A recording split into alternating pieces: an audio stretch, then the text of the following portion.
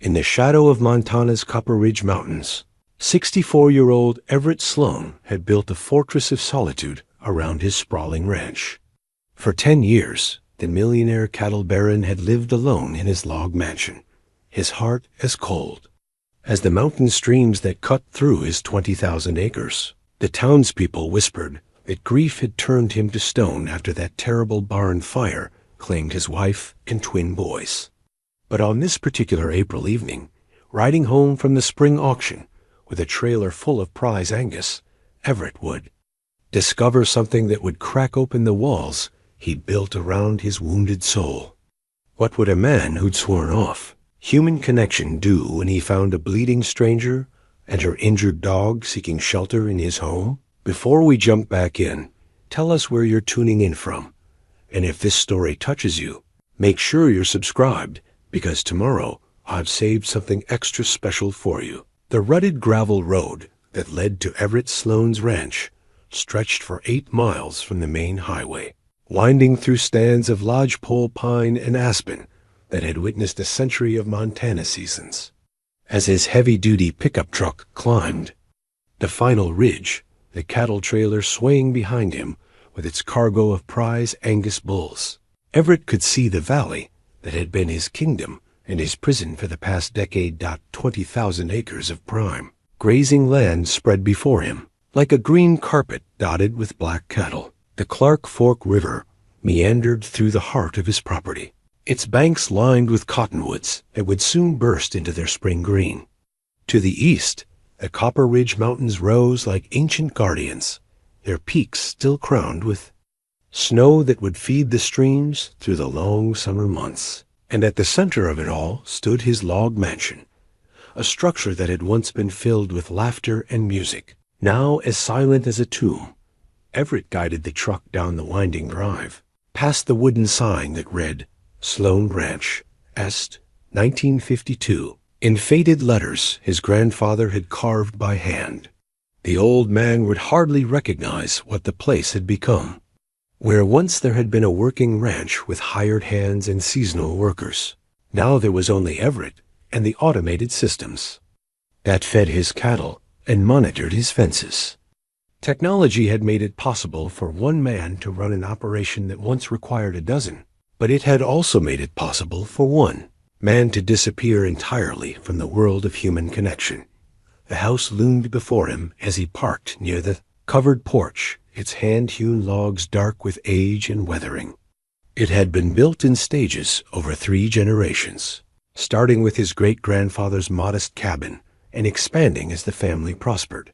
The original structure now formed the kitchen and great room, while wings had been added for bedrooms, a library, and what had once been a music room. Every addition told the story of a family that expected to grow, to fill the spaces with children and grandchildren, and the comfortable chaos of a life fully lived. But that life had ended on an October night 10 years ago, when a faulty electrical wire in the old barn had sparked a fire that moved faster than any man could run. Everett shut off the engine and sat for a moment in the gathering dusk, listening to the familiar sounds of his isolated world. Cattle lowing in the distance, the whisper of wind through the pines, the trickle of water over stones in the creek that ran behind the house. These were the only voices he heard most days, and he had convinced himself they were enough. He had been a different man then, before the fire. Harold Everett Sloan had inherited his grandfather's business sense and his father's love of the land. But from his mother, he had gotten something rarer, a capacity for joy that had made him beloved in the community. He and Sarah had been the couple everyone pointed to as proof that true love existed. High school sweethearts who had grown more devoted with each passing year. When the twins, Michael and James, arrived after years of hoping and praying, it seemed their happiness was complete. Sarah had been the heart of their home, a woman who could gentle a spooked horse with her voice and coax music from the old pump organ that had belonged to her grandmother. She taught piano lessons to the children in town, turning their front parlor into an informal music school where young voices lifted in harmony on Saturday mornings. Michael had inherited her musical gift. already picking out melodies on the piano at age 7, while James preferred the harmonica that his father had taught him to play. The memory of those Saturday mornings could still stop Everett cold if he let it. Sarah at the organ, her red hair catching the light from the tall windows. The boys gathered around her, their voices blending in the old hymns she loved. And him in his chair by the fire, reading the stock reports, but really listening to the music that made their house a home. On that terrible October night, he had been in Denver on business, closing a deal for a new breeding program that would have secured their future for generations. The call had come at 3 a.m, the sheriff's voice careful and official over the phone. "There's been a fire, Everett. I'm sorry, son. I'm so sorry." He had driven through the night, pushing his truck beyond all reasonable limits, but arrived to find only smoking ruins where the barn had stood. The house was untouched, but the barn where Sarah had gone to check on Amare in full, where the boys had followed her despite being told to stay inside, was nothing but charred timber and ashdot. They told him later that an electrical short in the old wiring had started it. The barn had been built in the 1960s, before modern safety codes, and the wiring should have been replaced years ago. It was one of those things he had meant to get around to, one of those projects that got pushed aside for more pressing concerns, the kind of oversight that seems insignificant until it becomes the thing that destroys everything you love. The funerals had been held in the same church where he and Sarah had been married, where the boys had been baptized. Half the county had come to pay their respects, filling the pews and spilling out into the parking lot. Everyone had a story about Sarah's kindness, about the boys' bright spirits, about the music that had made the Sloan house a gathering place for friends and neighbors, but Everett had heard none of it.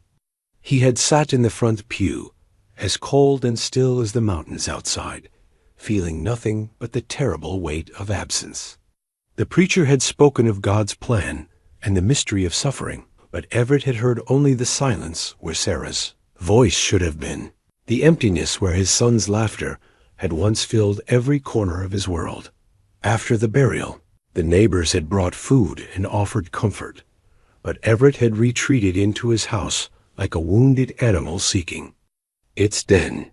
He had disconnected the phone, stopped answering the door, and allowed the dust to settle over the pump organ until its voice was as silent as everything else in his world. The ranch work had saved him, in a way.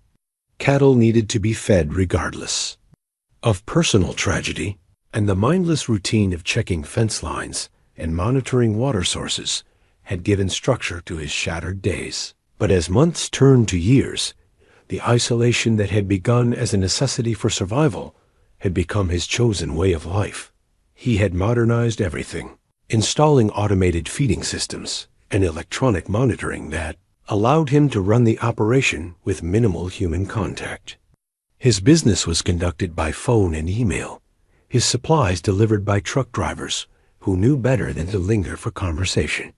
The fortune he had built through careful breeding and land acquisition had grown even larger in his isolation, fed by his complete focus on profit and his indifference to personal comfort. The people of Copper Ridge had gradually stopped trying to draw him back into the community. They understood grief, but 10 years was a long time to mourn, and his continued rejection of their overtures had eventually hardened into a mutual avoidance. They respected his privacy and his property lines, and he provided employment and economic stability to the region through his business dealings. It was a cold arrangement, but it worked out now. As he climbed down from his truck and began the familiar routine of unhitching the trailer, Everett told himself he was content with this life.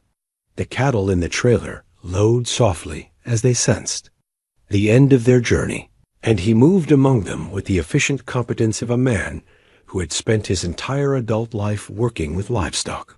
These were good animals, the product of careful breeding and selection, and they would improve his herd's genetics for generations to come. But as he opened the gate to the holding pen and began unloading the bulls, something felt different about this evening. The air carried a strange tension, like the moments before a thunderstorm when even the cattle grow restless. The horses in the near pasture were bunched together, their heads high and ears pricked toward the house. Everett paused in his work, scanning the familiar landscape for anything out of place. Nothing moved except the gentle sway of grass in the evening breeze.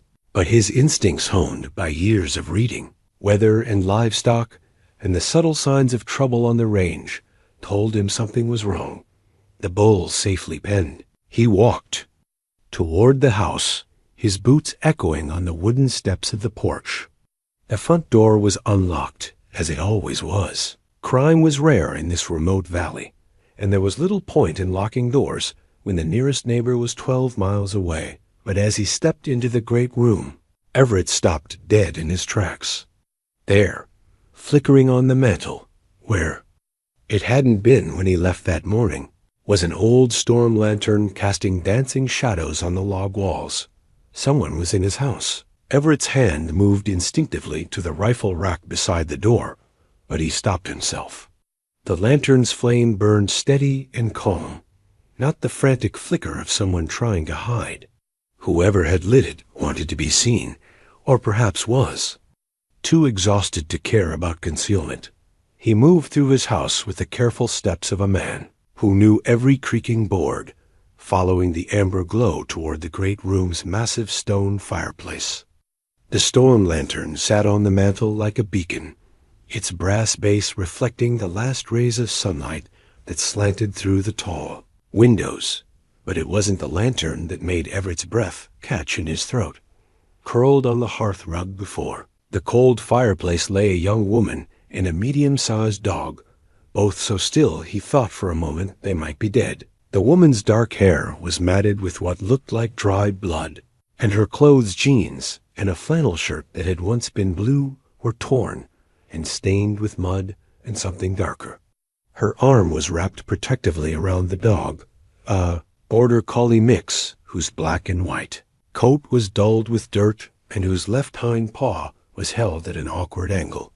The dog's head lifted as Everett approached, brown eyes alert despite obvious exhaustion. A low rumble started in the animal's chest. Not quite a growl, but a clear warning that he would defend his companion with whatever strength remained to him. "Easy, boy," Everett whispered, crouching slowly several feet away. "Easy now." The woman stirred at the sound of his voice, her eyelids fluttering open to reveal green eyes that were clouded with pain and fear. For a moment she stared at him without comprehension. Then consciousness flooded back, and she struggled to sit up, wincing as the movement pulled at injuries Everett couldn't yet see. "Please," she said, her voice barely above a whisper. "Please, don't call the sheriff. I know I shouldn't be here, but I didn't know where else to go."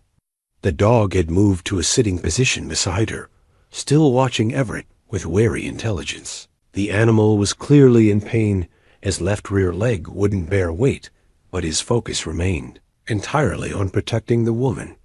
Everett studied them both, his mind cataloging details with the practical efficiency that had made him successful in business. The woman was young, perhaps 30, with the kind of understated beauty that suggested she'd been raised to value substance over appearance.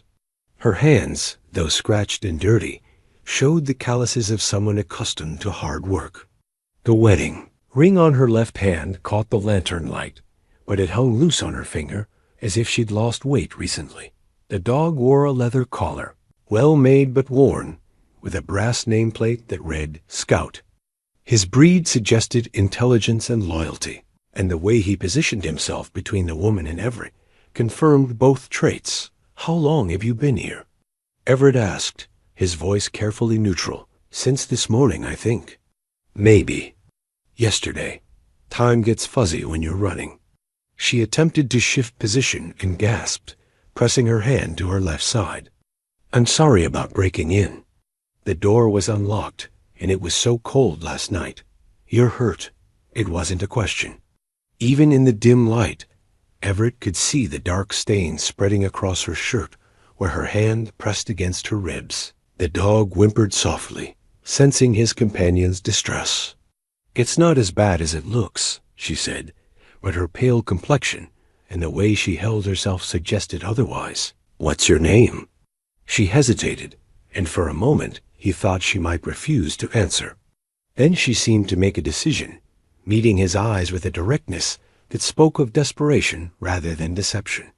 "Lila Morgan, this is Scout." She reached out to stroke the dog's head, and he leaned into her touch despite his own obvious discomfort. "We've been traveling for 3 days, maybe 4. Like I said, time gets fuzzy. Running from what?" Another hesitation, longer this time. Lila's eyes darted toward the windows, as if expecting to see pursuers emerging from the gathering darkness. "My husband died 6 months ago," she said finally. "Heart attack. He was only 32, but he'd been under a lot of stress. Money troubles, bad investments. When I went through his papers after the funeral, I found out he owed money to some very unforgiving people." Everett had heard similar stories before, though usually from a distance. Gambling debts, loan sharks, the kind of dangerous financial entanglements that could destroy lives with ruthless efficiency. How much? $50,000, plus interest, plus penalties for late payment. She laughed bitterly. Might as well be $50 million for all the chance I had of paying it. I sold everything, the house, his truck, my car, my grandmother's jewelry, everything. But it wasn't enough. It's never enough with these people. So you ran. What choice did I have? They made it clear that if I couldn't pay in cash, they'd accept other forms of compensation. The way she said it left no doubt about kind of compensation they had in mind. "I've been staying with friends, moving every few days, but they found me in Billings 2 weeks ago. If my neighbor hadn't warned me, Scout and I would have been caught in our sleep." The dog's ears perked up at his name, and he looked between Lila and Everett as if trying to assess whether this new human represented safety or threat. "How did you find this place?" "I didn't, not really. I was just driving, trying to put distance between us and them. Scout needed medical attention. He hurt his paw jumping out of a motel window when we had to leave fast, and I was getting dizzy from blood loss. I saw your road and thought maybe I could rest for a few hours before moving on." She gestured toward the blood-stained bandana tied around her left side. The makeshift bandage was clearly inadequate for whatever injury it was meant to cover. "But you stayed overnight." "I meant to leave before dawn, but I guess I was more hurt than I thought. When I woke up, it was already light, and I heard your truck coming up the drive. I was going to hide, but Scout couldn't move fast enough. And honestly, I'm not sure I could have either." Everett looked at the pair again, a wounded woman and her injured dog, exhausted from days of running from men who meant them harm. Everything about the situation screamed complications he didn't need and problems he didn't want. The smart thing, the safe thing, would be to help them into his truck and drive them to the sheriff's office in town. Let the authorities sort it out. But something in Lila's eyes reminded him of the way Sarah used to look when she found injured. Animals on the ranch determined to help despite the cost or inconvenience. And Scout's protective posture brought back memories of their old collie, Rex, who had appointed himself guardian of the twin boys and shadowed their every step until the day he died of old age. "You light that lantern to make sure I'd find you?" Lila nodded. "I figured if I was going to be discovered, I'd rather meet you face to face than have you stumble over us in the dark. Seemed more honest that way." Honest. When was the last time? Someone had chosen honesty with him, especially when lies might have served them better. The townspeople were polite but distant. His business associates were professionally cordial, and most conversations he had these days were purely transactional. But this stranger, this trespasser who had every reason to deceive him, had chosen truth instead. "Can you stand?" "I think so." But when she tried to rise, her face went white and she swayed dangerously. Scout whined and tried to stand as well, managing only to put weight on 3 legs. "Don't." Everett moved closer, ignoring the dog's warning rumble. "You're both hurt worse than you're letting on." He knelt beside them, his hands automatically moving to check injuries with the competence of a man who had spent decades dealing with wounded livestock. The skills weren't so different when applied to humans. Assess the damage, stop the bleeding, stabilize the patient. "I have medical supplies in the barn," he said, making a decision that surprised him even as he spoke. "Nothing fancy, but enough to clean those wounds properly and see what we're dealing with. You don't have to." "No," he agreed. "I don't have to, but I'm going to anyway." For the first time since he'd found them, Leila smiled. It was a small thing, barely a lifting of the corners of her mouth, but it transformed her face entirely. "Thank you," she whispered. Everett stood and looked down at them, the wounded woman, the injured dog, the flickering lantern that had announced their presence in his carefully ordered world. Everything rational told him he was making a mistake that would complicate his life in ways he couldn't foresee. But as he headed toward the barn to gather medical supplies, he realized he felt something he hadn't experienced in 10 years. Satisfaction of being needed by someone other than his cattle. The storm lantern continued to burn on the mantel, its steady flame pushing back the darkness that had settled over the Sloan ranch, like a promise that light could return to even the most shadowed places. The medical kit in the barn had been gathering dust for 3 years, untouched since the last time one of his bulls had torn itself on barbed wire. Everett lifted it from its hook on the wall, remembering the day he'd stocked it with supplies that had once been intended for his family's emergencies. Sarah had insisted on keeping a comprehensive first aid kit after the boys started climbing trees and riding horses, and her practical foresight had served the ranch well over the years. Now, as he carried the heavy metal box back toward the house, Everett felt the weight of irony. The supplies that hadn't been enough to save his own family might yet help these strangers who had stumbled into his isolated world. Back in the great room, he found Leila exactly where he'd left her, though she'd managed to coax Scout into a more comfortable position with his injured paw extended. The dog watched Everett's approach with continued wariness, but the growling had stopped. "Let's take a look at that side of yours first," Everett said, opening the kit and laying out supplies with the methodical precision of a man accustomed working with his hands. Antiseptic, gauze, tape, scissors, everything clean and organized. Ready for emergencies that had never come to his own family. Leila hesitated, then slowly lifted her flannel shirt to reveal the makeshift bandage underneath. The blood-stained bandana was stuck to her skin, and Everett could see she'd been bleeding steadily despite her attempts to staunch the flow. "This is going to hurt," he warned, dampening a cloth with antiseptic. "Everything hurts right now," she replied with a weak attempt at humor. "A little more won't make much difference." But she was wrong. When Everett carefully peeled away the bandana, revealing a jagged gash that ran along her ribs, Leila bit down hard on her lower lip to keep from crying out. The wound was several inches long and deep enough to require stitches, clearly made by something sharp and unforgiving. "What did this?" "Barbed wire fence. I was running through a pasture in the dark 3 nights ago, trying to get away from headlights on the road behind me. Didn't see the fence until I was already through it." She managed a shaky breath. "Scout cleared it just fine, but I'm not as agile as I used to be." Everett cleaned the wound with careful thoroughness, his large hands surprisingly gentle as he worked.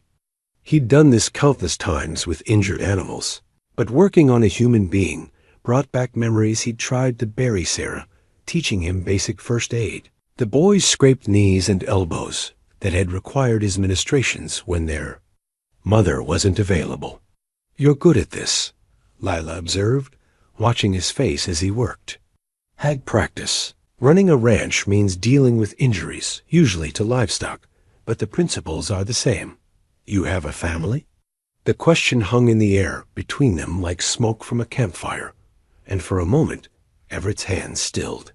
It was the first time in years anyone had asked him directly about his personal life, and he found himself unprepared for the way the simple inquiry cut through his carefully maintained defenses.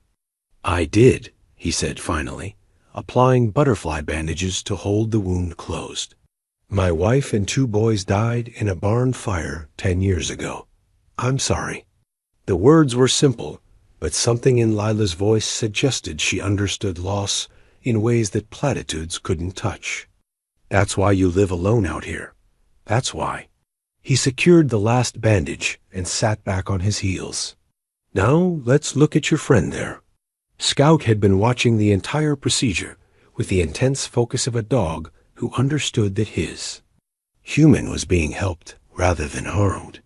When Everett turned his attention to the injured paw, the collie mix allowed himself to be examined with only a few warning whimpers. The paw was swollen and clearly painful, but Everett's careful probing revealed no broken bones. A sprain, most likely, suffered during the same escape that had left Lila bleeding. "He'll need to stay off it for a few days," Everett said, wrapping the paw in gauze and securing it with tape. "But he should heal up fine with rest." Scout sniffed at the bandage and looked up at Everett with what might have been gratitude. The dog's tail gave a tentative wag, the first sign of trust he'd shown.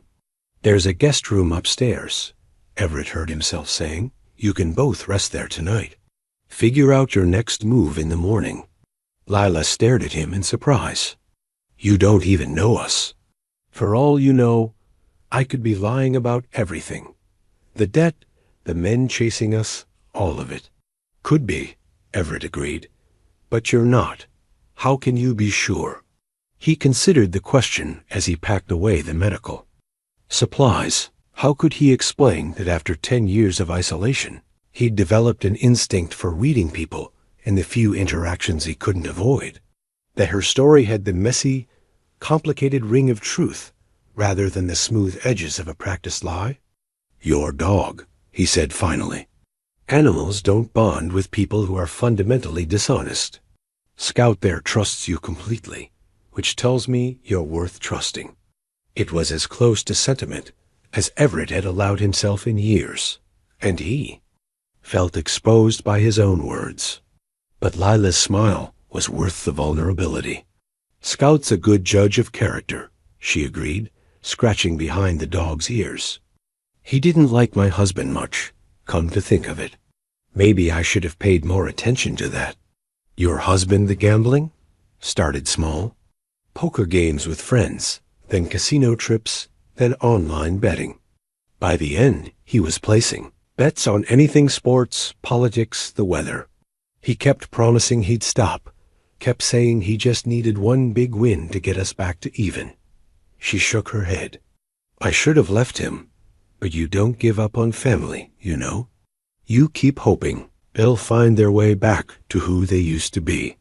Everett understood that sentiment better than she could know. He'd spent the first few years after the fire hoping he'd wake up one morning and feel like himself again, that the grief would recede enough to let him remember joy without pain.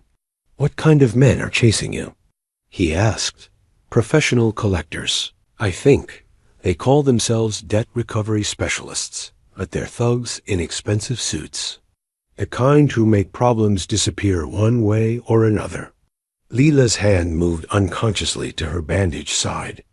"They caught up with me in Billings, made it clear that running was only making things worse.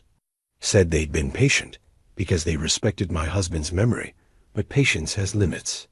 $50,000, plus interest, plus penalties. It grows every day I don't pay." She laughed bitterly.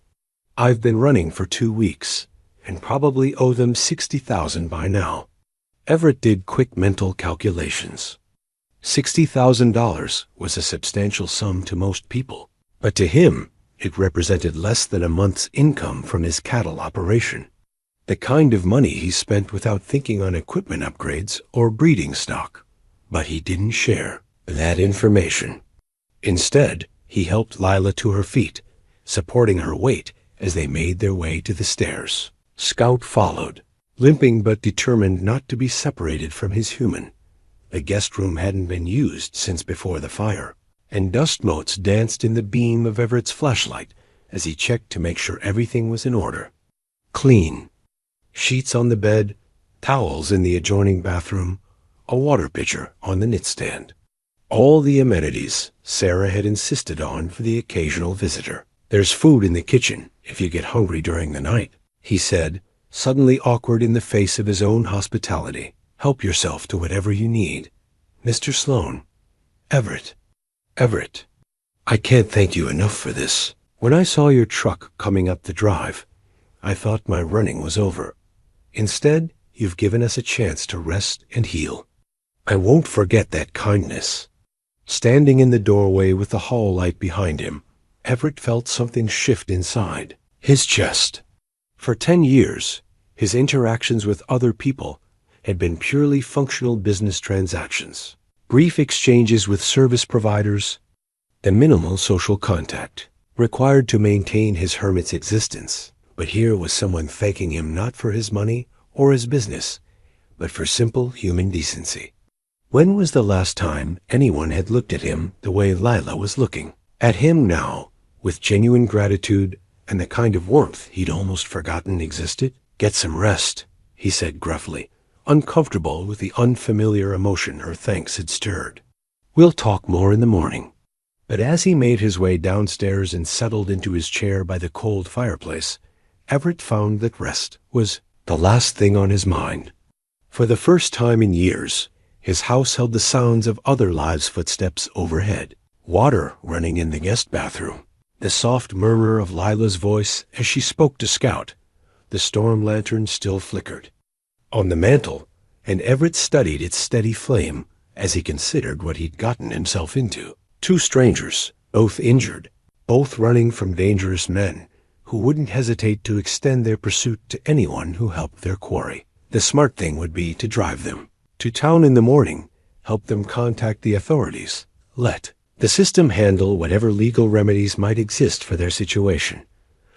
But as he listened to the quiet sounds of occupancy from upstairs sounds his house hadn't heard in a decade, Everett realized he wasn't ready to return to the silence just yet. Morning came earlier than usual to the Sloan Ranch, announced not by Everett's customary alarm clock, but by the unfamiliar sound of movement in the kitchen below his bedroom.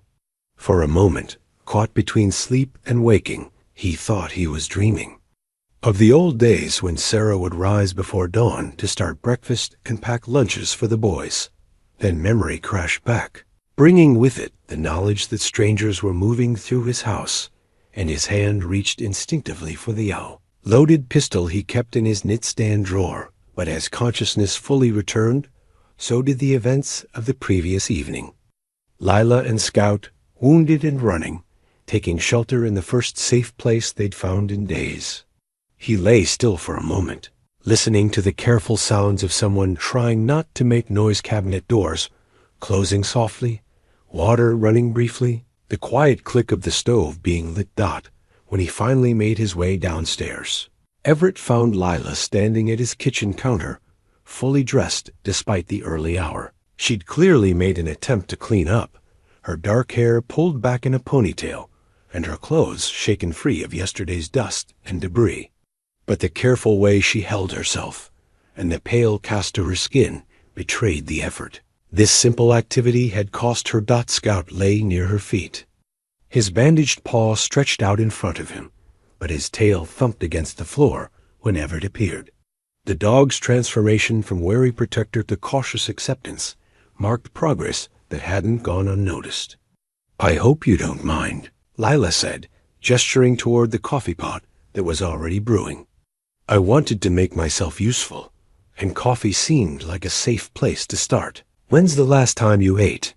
She had to think about it, which told him everything he needed to know. "Yesterday morning, maybe. There was a diner in Havre where I stopped for gas." Everett opened his refrigerator and began pulling out eggs, bacon, and bread. Cooking had become a perfunctory activity for him over the past decade, fuel for his body rather than pleasure, but the presence of someone else in his kitchen awakened Muscle memories of breakfasts shared and appreciated. You don't have to cook for me, Lila protested. You're hurt and hungry. I have food. It's not complicated. But as he laid strips of bacon in the cast iron skillet that had been Sarah's favorite, Everett realized it was more complicated than he wanted to admit. The simple act of cooking for another person carried weight he hadn't anticipated, stirring emotions he'd thought safely buried. Tell me about the men chasing you, he said, partly to distract himself from unwelcome memories, and partly because he needed to understand the scope of the problem he'd invited into his life. Leela settled carefully at the kitchen table, and Scout limped over to rest his head on her knee. They call themselves Riverside Recovery Solutions, but that's just a business name. The real operation is run by a man named Vincent Carrera. He operates out of Billings, but his reach extends across 3 states, professional debt collectors.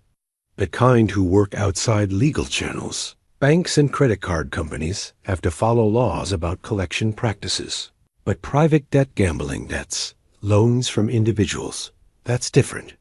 Carrera specializes in collecting what the legal system can't touch. Everett cracked eggs into the skillet, considering this information. He'd encountered men like Carrera in his business dealings over the years, though never directly. The kind of predators who circled the edges of legitimate enterprise, offering services that skirted the boundaries of the law. How did your husband get involved with them? It started with a poker game. Tommy was good at cards when he was sober, and he had a run of luck that lasted just long enough to make him overconfident. When his luck turned, he started borrowing to stay in the game. Small amounts at first, then larger ones as he tried to chase his losses. The familiar pattern of addiction and escalation. Everett had seen it destroy ranchers who gambled on commodity futures, businessmen who risked everything on speculative investments. The belief that the next bet, the next deal, would somehow erase all previous losses. Carrera was patient as long as Tommy was making payments. But after he died, they wanted the full amount immediately. Said the debt didn't die with the debtor. Lila's hand moved to the wedding ring hanging loose on her finger, and Everett noticed she wore it on a chain around her neck as well. A man's ring, presumably her husband's. You could have declared bankruptcy. I tried. But lawyers cost money. I didn't have, and Carrera made it clear that legal protections wouldn't matter to him. He said bankruptcy was just a piece of paper, and paper doesn't stop bullets. Everett served the eggs and bacon, noting the way Lila's eyes widened at the generous portions. When had she last had a full meal? When had anyone made sure she was properly fed and cared for? You said they found you in Billings, at my sister's house. I'd been staying there for a week, helping with her kids while she worked. I thought maybe if I kept moving, stayed with different friends and family members, I could buy enough time to figure out a permanent solution. She took a bite of bacon and closed her eyes briefly in appreciation. But they have resources I hadn't counted on. Private investigators, contacts in law enforcement, the kind of network that makes hiding almost impossible. What happened when they found you? Lila was quiet for a long moment, and when she spoke again, her voice carried a weight that suggested the memory was still fresh and painful. 2 men, well-dressed, polite, professional. They knocked on my sister's door like they were selling insurance. But when I saw them through the window, I knew exactly who they were. There's something about their eyes cold, calculating. They see people as problems to be solved, rather than human beings with families and feelings. Scout whimpered softly, as if sensing his human's distress, as she reached down to stroke his head. I got out through the back window while they were talking to my sister at the front door. Scout and I made it to my car, but they saw us leaving. The chase lasted 12 hours, across 2 counties. Every time I thought I'd lost them, they'd appear in my rearview mirror again. How did you get away? Scout, actually. We stopped at a rest area where I thought we'd be safe, lots of people around, security cameras. the kind of place where violence would be too public. But they cornered me in the parking lot anyway. One of them grabbed my arm, and Scout went after him. Bit him hard enough to require stitches, I think. In the confusion, we got away, but not before one of them caught me with a knife as I was running.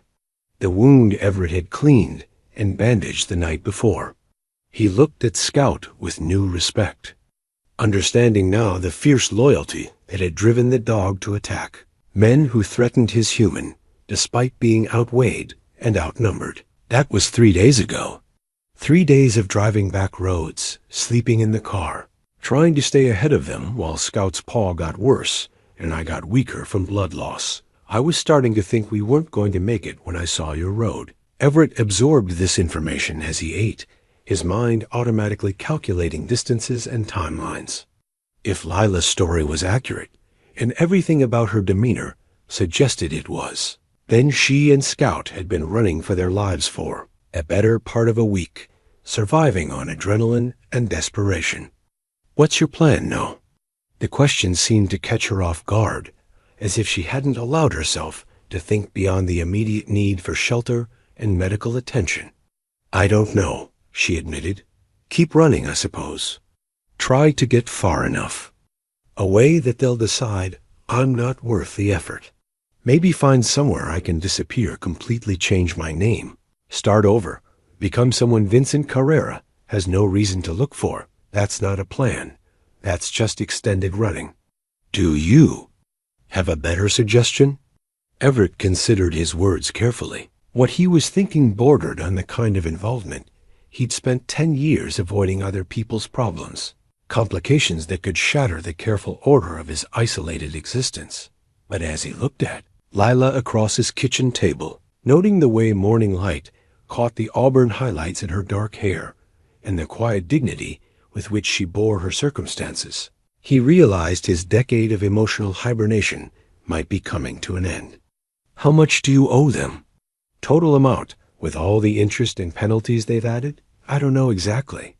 When I talked to them in Billings, they said $75,000. But like I said, grows every day. $75,000. Less than Everett had paid for the bulls he'd bought at yesterday's auction. A sum that represented catastrophic debt to Lila, but barely registered as significant in his personal accounting. I need to make some phone calls, he said, standing and carrying his empty plate to the sink. There are people who owe me favors, information networks that might be useful in understanding exactly who we're dealing with. The word had slipped out without conscious intention, but now that it hung in the air between them, Everett realized he meant it. For reasons he couldn't fully articulate, he decided that Lila and Scout's problems were now his problems as well. You came to my ranch for help, he said simply, so I'm going to help you. Everett, you don't understand what you're saying. These aren't people you negotiate with. They're predators who respect only strength and fear nothing but superior violence. Getting involved with me puts you in danger, maybe, but running indefinitely puts you in more danger. And I have resources you don't. Money, connections, property that's defensible if it comes to that. He turned to face her fully. Besides, this ranch has been too quiet for too long. Maybe it's time for some complications. For the first time since he'd found her on his hearth, Lila's composure cracked slightly. Tears gathered in her green eyes, though she blinked them back with the stubborn pride of someone who'd learned to rely on her own strength. Why, she whispered, why would you risk everything for strangers? Everett looked out the kitchen window at the mountains that had witnessed his family's joy and his solitary grief, searching for words to explain something he wasn't sure he understood himself. Maybe because it's been 10 years since anyone needed. My help was something that mattered, he said finally. And maybe because I'm tired of being the kind of man who turns away when people are hurting. The admission surprised him with its honesty, but as he spoke the words, Everett realized they contained a truth he'd been avoiding for years. His isolation hadn't just been about protecting himself from further loss. It had been about avoiding the responsibility that came with caring about other people's welfare. but looking at Lila and Scout, both wounded and both depending on his protection, he felt something awakening in his chest that had been dormant since the night his family died. Not just compassion, but purpose. The sense that his life might once again serve something larger than his own carefully maintained solitude. "Rest today," he told her. "Let your injuries heal while I make some inquiries. Tomorrow we'll start figuring out a permanent solution to your Vincent Carrera problem." As he headed for his office to begin making the phone calls that would draw him back into the world of human connection and conflict, Everett heard Lila call after him. "Thank you," she said simply. He paused at the doorway, struck once again by the power of genuine gratitude. "Thank me when it's over and you're safe." But privately, as he closed the office door behind him and reached for the phone, Everett Sloane realized he was already being thanked in ways Lila couldn't possibly know. For the first time in a decade, he had a reason to wake up that extended beyond the basic maintenance of his own existence. And that, he was beginning to understand, might be worth any risk. 3 days of phone calls had yielded more information than Everett had expected, and painted a grimmer picture than he'd hoped. Vincent Carrera was indeed a professional debt collector, but his operation extended far beyond simple money recovery. The man ran what amounted to a criminal enterprise, using legitimate business licenses as cover for activities that included money laundering, illegal gambling, and what his contacts delicately termed enforcement services. "He's got protection," his old friend Marcus Webb had told him during their conversation. Marcus worked for the FBI now, though their friendship dated back to their Army days 30 years ago. Local cops on his payroll, judges who owe him favors, even some federal agents who've been compromised. Taking him on through legal channels is like trying to nail jelly to a wall. But Marcus had also provided crucial intelligence. Carrera's operation, while extensive, was built on the foundation of appearing legitimate. Public attention was the one thing he couldn't afford, which meant he preferred to operate quietly, making problems disappear rather than creating spectacles that might draw unwanted scrutiny. "The girl's debt is real," Marcus had confirmed, "but it's been artificially inflated beyond any reasonable collection practice.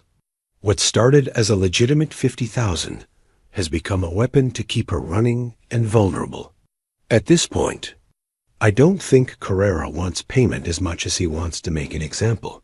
This information had crystallized Everett's understanding of the situation. Lila wasn't just a debtor, she was a demonstration of what happened to people who tried to escape Vincent Carrera's web. Her continued flight served his business interests by showing other clients that running was futile, which meant that simply paying off her debt might not be enough to ensure her safety. Now, as Everett walked through the apple orchard behind his house, he considered the implications of what he'd learned. The orchard had been Sarah's pride and joy, 20 acres of carefully tended apple trees that had produced fruit for the local farmers, market, and enough cider to supply half the county. But like everything else connected to his family's memory, Everett had let it fall into neglect after the fire.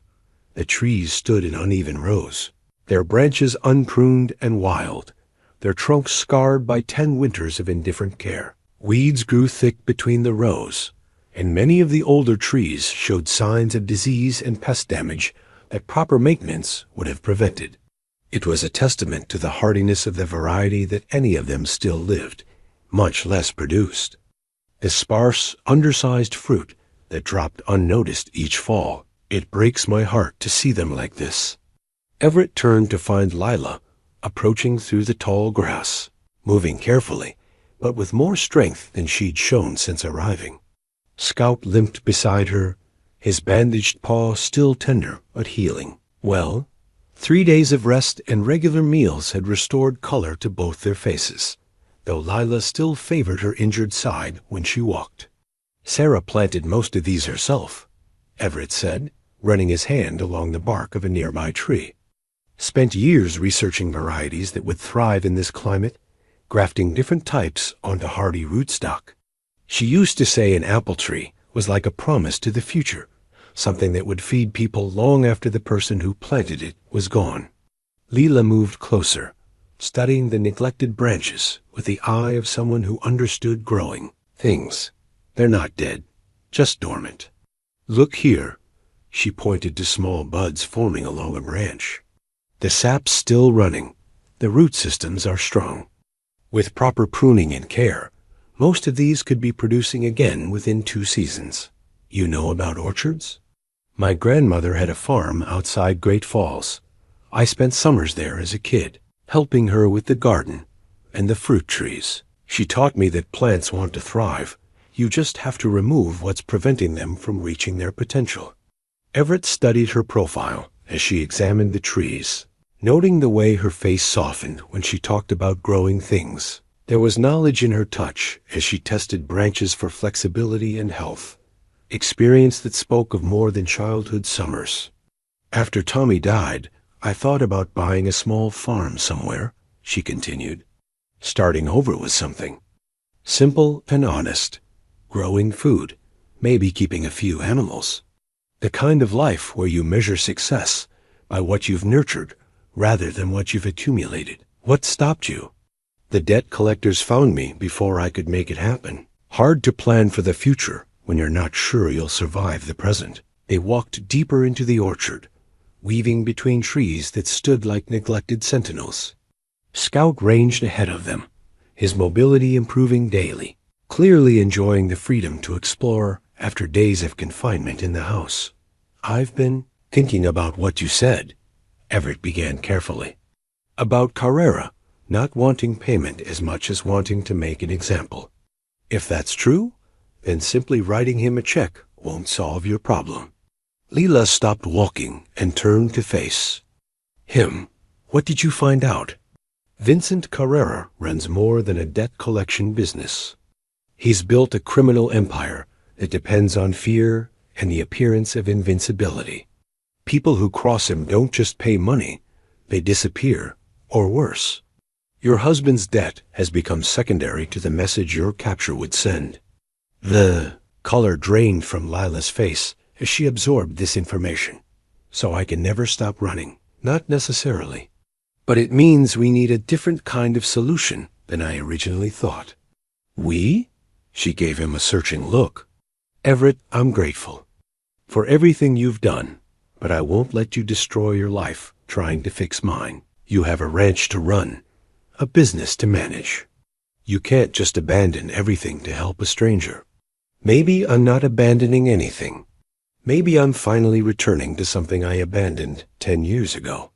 The admission surprised him with its honesty.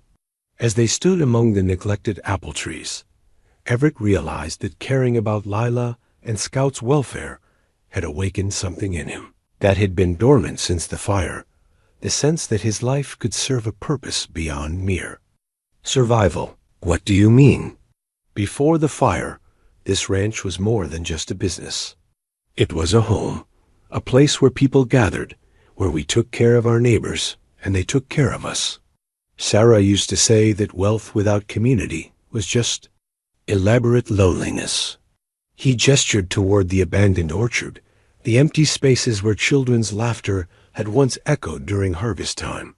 I turned this place into a fortress after I lost them. Kept everyone out, convinced myself that isolation was safety. But all I really did was create a different kind of death slower than fire, but just as final. Layla reached out and touched his arm, her fingers warm against his skin. Grief makes us do things that feel like protection, but are really just different forms of harm. You understand that? I ran away after Tommy died, too. Not from debt collectors, but from the life we'd built together. Sold everything, broke contact with friends, convinced myself that starting over meant leaving everything behind. She looked around the orchard with new understanding. Maybe we're both ready to stop running. Scout had found something interesting near the base of an old tree and was investigating it with the focused attention that only dogs could bring to mysterious scents. Watching him, Everett was struck by the way animals lived entirely in the present moment, finding joy and purpose wherever they happen to be. "There's a tool shed behind the barn," he said suddenly. "Pruning shears, grafting knives, everything. We'd need to start bringing this orchard back to life. It would take years to restore it properly. I have years. Question is whether you want to be here to see it happen." The invitation hung in the air between them, carrying implications that extended far beyond horticulture. Lila studied his face, searching for something she could trust. "What about Carrera?" "I'm still working on that. But in the meantime, these trees need attention they haven't had in a decade. And I could use help from someone who knows what they're doing."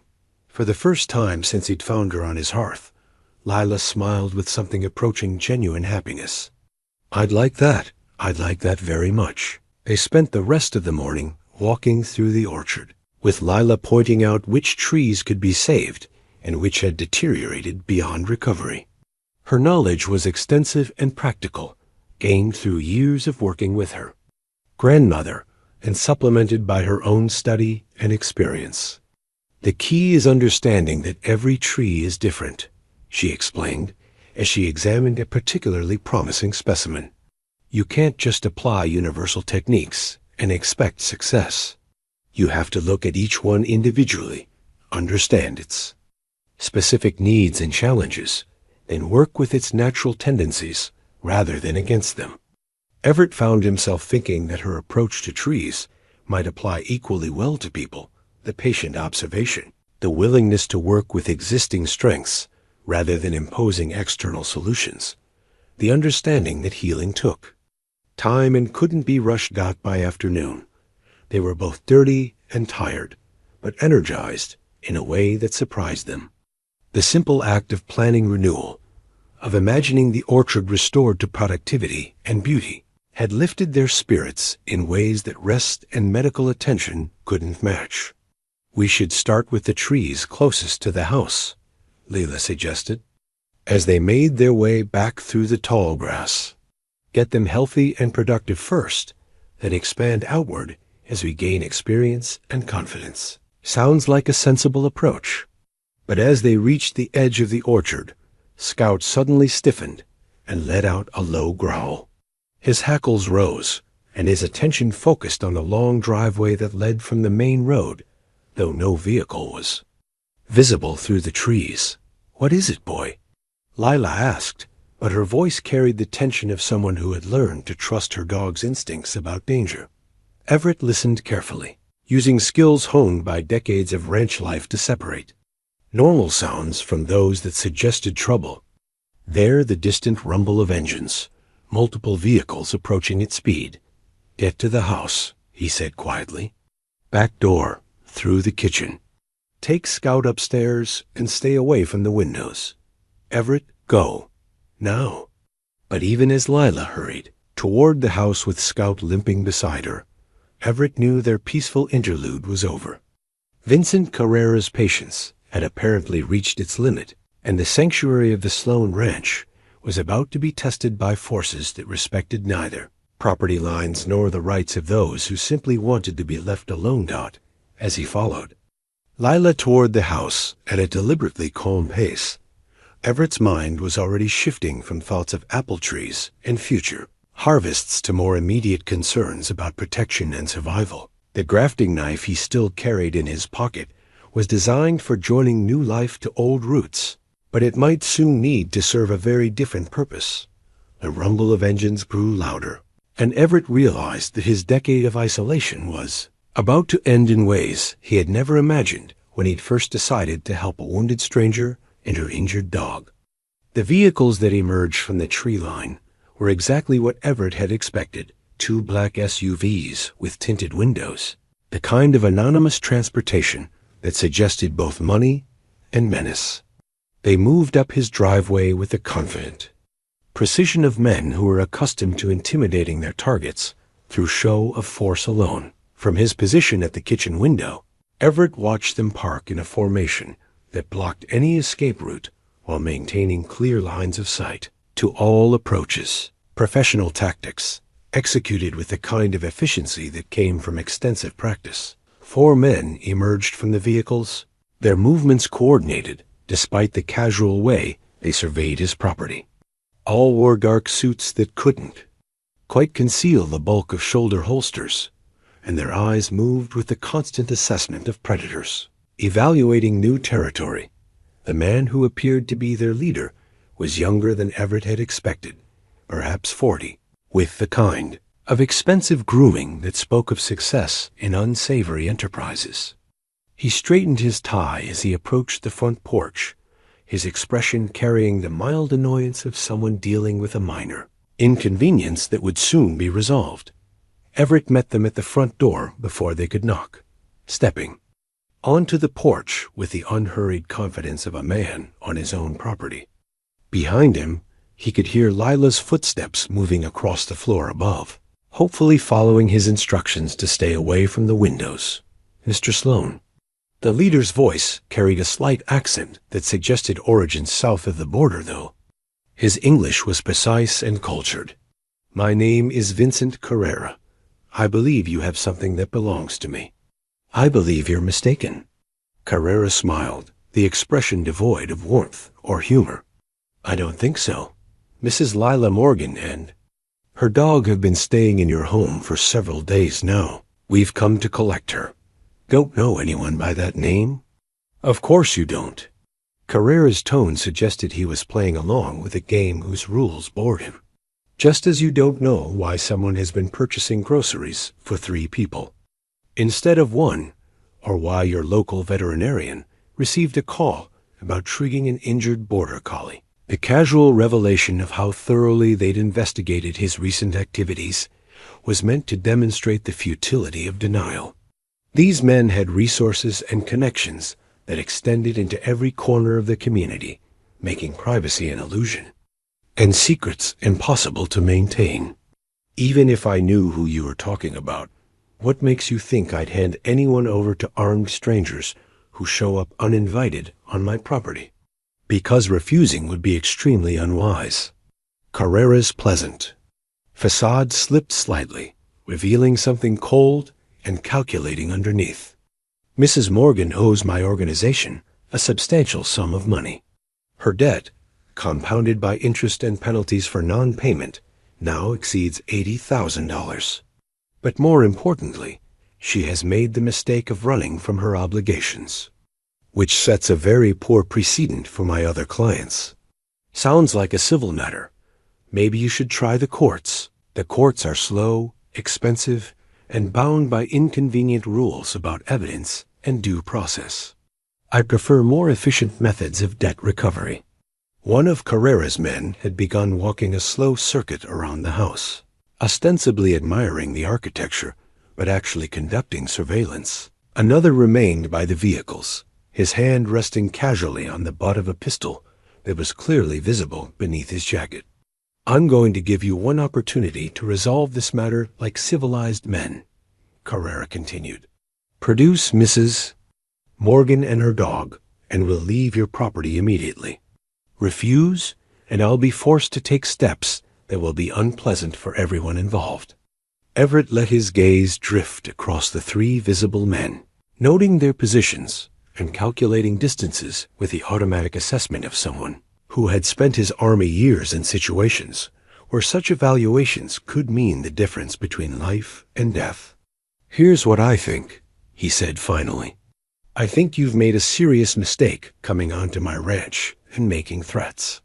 I think you've mistaken me for someone who can be intimidated by suits and guns and talk about unpleasant consequences. Mr. Sloane, I think you should get back in your vehicles and drive away before you find out exactly how unpleasant things can get for people who threaten me on my own property. For the first time since their arrival, Carrera's composure showed cracks. Men like him were accustomed to compliance, to the fear that their reputation and resources normally generated. Defiance was an unexpected variable that disrupted their standard operating procedures. You're making a very serious mistake, Carrera said, his voice hardening. I have more men than you can imagine, resources you can't match, and connections that extend into law enforcement agencies at every level. Fighting me is like fighting the tide, inevitable and ultimately futile. Maybe, but you're standing on my land, threatening someone under my protection, and I have a constitutional right to defend my property against trespassers. Question is whether you want to test how far I'm willing to take that right. The standoff stretched between them like a taut wire, each man measuring the other's resolve and calculating the costs of escalation. Carrera's operation depended on projecting invincibility, but backing down from a single rancher would damage that carefully cultivated image. From inside the house came a sound that made everyone freeze, the clear, sweet notes of a piano melody drifting through the open windows. Someone was playing the old pump organ in the front parlor, coaxing music from keys that hadn't been touched in a decade. The melody was one Everett recognized, though it took him a moment to place it. Amazing Grace, played with the simple, heartfelt phrasing that Sarah had favored. But this wasn't Sarah's touch. The style was different, more hesitant, as if the player was learning the instrument's quirks and capabilities. Lila, despite his instructions to stay hidden, she had found the dust-covered organ and was announcing her presence in the most peaceful way imaginable. The music continued, growing stronger and more confident as she found her rhythm, filling the tense silence with something beautiful and wholly unexpected. Carrera's face showed surprise and confusion. He had come prepared for denial, resistance, even violence, but not for hymns played on a pump organ by the woman he was hunting. "That's her, isn't it?" he asked, his composure slipping further. "Playing music while we discuss her fate. Either she's very brave or very foolish." "Maybe both," Everett said. "Or maybe she's just tired of running and decided to stop." The music shifted to another familiar hymn, "How Great Thou Art." Played with increasing confidence and skill, Everett found himself remembering Sunday mornings when Sarah would practice these same songs, preparing for church services where her music would lift the spirits of an entire congregation. But now the music served a different purpose, a declaration that beauty and peace could exist even in the presence of violence and threat. Lila was making a statement, though whether it was directed at Carrera or at Everett himself wasn't entirely clear. "Tell her to come outside," Carrera ordered. "This game has gone on long enough. Tell her yourself." But even as he spoke, Everett heard footsteps on the stairs inside the house, followed by the front door opening behind him. Lila emerged onto the porch, moving carefully but with obvious determination. Scout limped beside her, his loyalty overriding his fear as he positioned himself between his human and the stranger's. "Mr. Carrera," Lila said, her voice steady despite the circumstances, "I wondered when you'd find me. Mrs. Morgan, you've led us quite a chase. I've been recovering from the wounds your men gave me. Knife cuts take time to heal properly." The accusation hung in the air like an indictment, and Everett saw Carrera's jaw tighten with annoyance. Violence was a tool these men used regularly, but they preferred not to have their methods discussed so openly. "You owe my organization money," Carrera said. "Substantial money, with interest and penalties that grow daily. Your husband's debt doesn't disappear simply because he's dead. My husband's debt was $50,000. You've inflated it to justify continued harassment and threats. Debts have consequences, Mrs. Morgan. Your husband understood that when he accepted our terms. My husband was a sick man who made terrible decisions. But I'm not responsible for every choice he made, and I won't spend the rest of my life paying for his mistakes." Everett listened to this exchange with growing understanding of Lila's character. She wasn't cowering or pleading. She was facing her tormentors with the quiet dignity of someone who had found strength in unexpected places. "Nevertheless," Carrera continued, "the debt exists and it will be paid. The only question is whether payment comes in money or other forms of compensation." The threat was clear, and Everett felt his patience finally reach its breaking point. For 10 years, he had withdrawn from conflict, avoiding confrontation in favor of isolation and self-protection. But standing on his porch, listening to these. Predators discussed a woman who had brought music back into his house. He felt something awakening that had been dormant since his army days. "I'll pay the debt," he said suddenly. Both Lila and Carrera turned to stare at him in surprise. "Everett, no," Lila protested. "I won't let you." $80,000, he continued, ignoring her objection. "Wire transfer, cash, however you want it. But then Mrs. Morgan's obligation to your organization ends permanently." Carrera studied him with newfound interest, recognizing the presence of serious money in a way that changed the entire dynamic of their interaction. "That's very generous of you, Mr. Sloan. But I'm afraid the matter isn't quite that simple. Mrs. Morgan's debt is only part of a larger issue. She has information about my organization's operations that could prove embarrassing if shared with the wrong people." "What information?"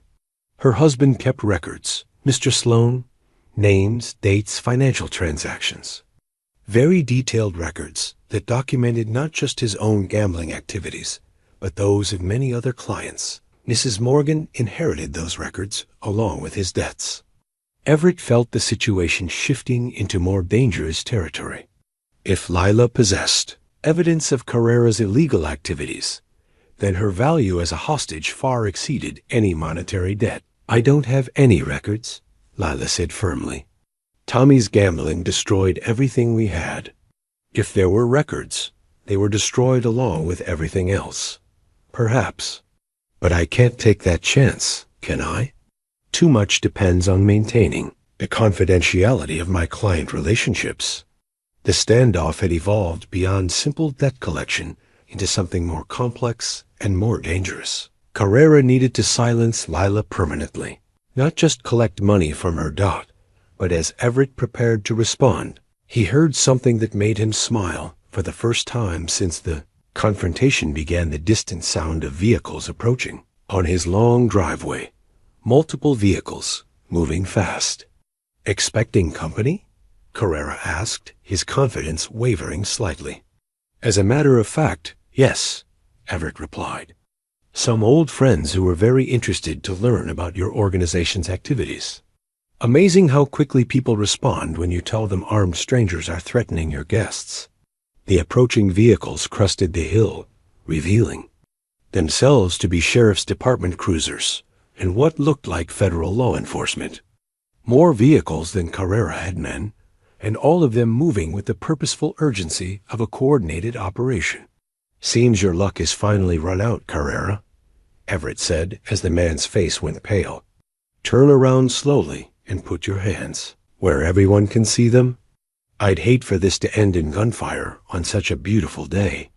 As law enforcement vehicles surrounded the ranch house and federal agents began taking Carrera's men into custody, Everett realized that his decade of isolation was truly over. He had made enemies today, powerful ones who would not forget or forgive his interference in their operations.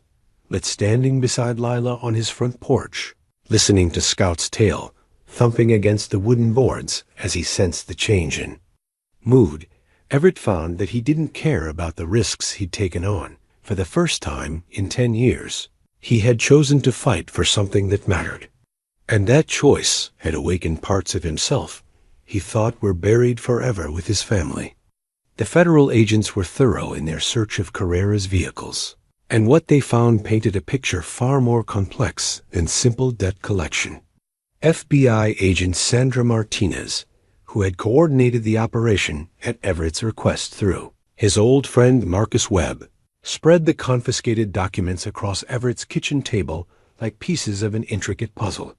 "Your friend Mr. Carrera runs quite an operation," Martinez said, adjusting her reading glasses as she sorted through files and electronic devices. "Debt collection is just the surface layer. Underneath, we're looking at money laundering, illegal gambling, real estate fraud, and what appears to be a systematic land acquisition scheme." Everett studied the papers, noting names and addresses. That meant nothing to him, but clearly held significance for the federal investigators. Lila sat beside him, her face growing paler as she recognized some of the documentation. "These are Tommy's records," she said, pointing to a folder marked with her late husband's name. "But they're not the ones he kept at home. These are much more detailed, more comprehensive. Your husband was working for them," Martinez explained gently. "Not just as a client, but as a record keeper. He documented transactions for dozens of Carrera's operations across 3 states. Names, amounts, dates, methods of payment, everything needed to build a criminal case." The revelation hit Lila like a physical blow. She had known about Tommy's gambling addiction, had even suspected that his debts were larger than he'd admitted. But discovering that he had been actively involved in criminal operations, rather than simply their victim, changed everything. "That's impossible," she whispered. "Tommy was weak, not evil. He would never knowingly participate in something like this. The evidence suggests he started as a client, just like you said," Martinez continued, her voice professionally compassionate. "But as his debts grew, Carrera offered him a way to work off what he owed. Record keeping, document management, basic bookkeeping for what Tommy probably thought were legitimate business operations." Scout, who had been lying quietly at Lila's feet, rose and pressed against her leg as if sensing her distress. She reached down to stroke his head, her hand trembling slightly. "When did he realize what he was really documenting?" Everett asked. "Based on the dates and the increasing detail in his records, I'd say about 6 months before his death. That's when his notes become more comprehensive, more specific about illegal activities, almost as if he was building a case." Martinez pulled out a sealed evidence bag containing what appeared to be a letter, handwritten on familiar stationery. "We found this in his files. It's addressed to you, Mrs. Morgan, but never delivered." With shaking hands, Lila accepted the bag and read the letter through the clear plastic.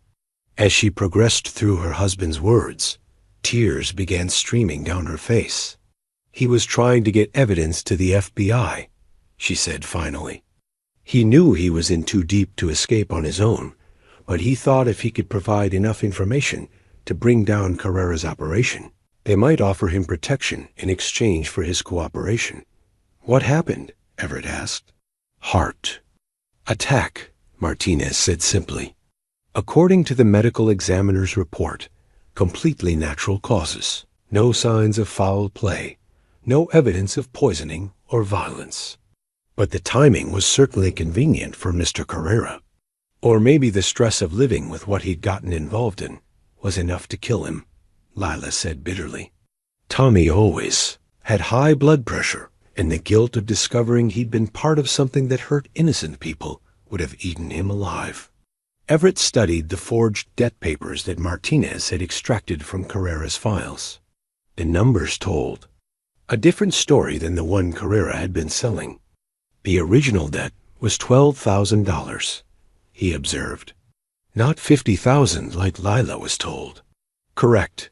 Mr. Carrera inflated the amount to make Mrs. Morgan more vulnerable and to justify the resources he was spending to track her down. But the real prize was never the money. It was making sure the records her husband compiled never reached law enforcement. Which means they've been chasing me not because I owe them money, but because they think I have evidence that could destroy their operation. Evidence that could send dozens of people to prison and seize millions of dollars in illegal assets, Martinez confirmed. From Carrera's perspective, eliminating you was a matter of organizational survival.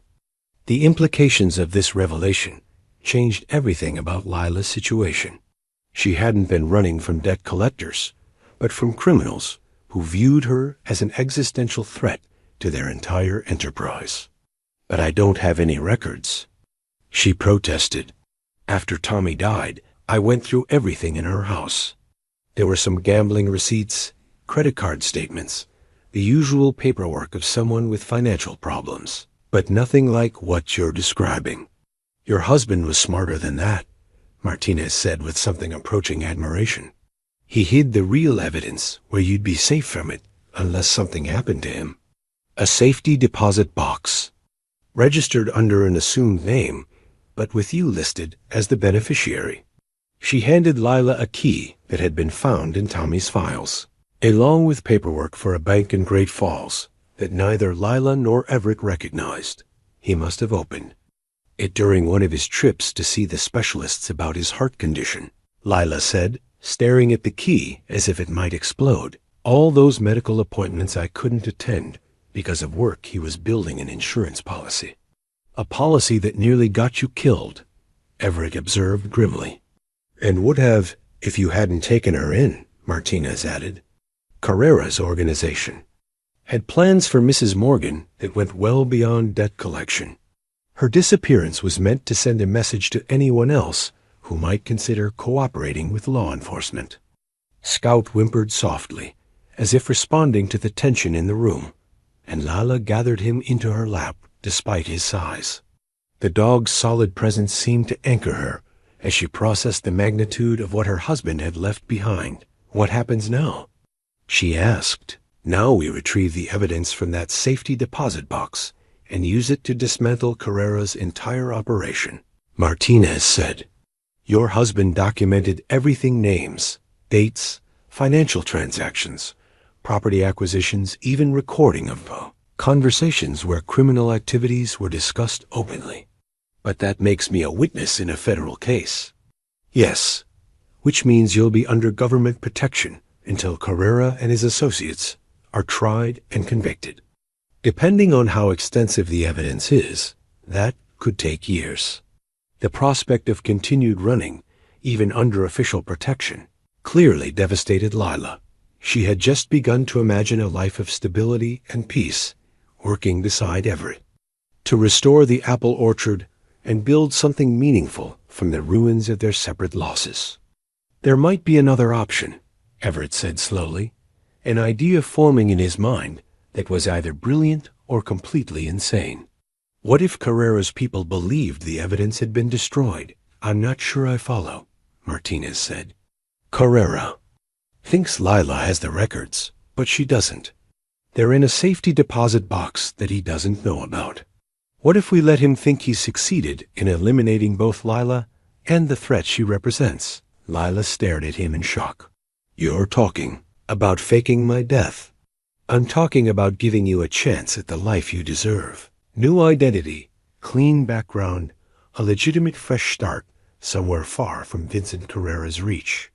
The FBI doesn't typically engage in elaborate deception schemes to help witnesses disappear, Martinez said dryly.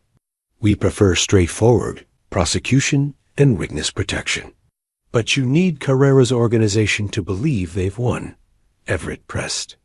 If they think the threat is eliminated, they'll relax their security, become careless, make mistakes that will help you build your case. Isn't that worth considering?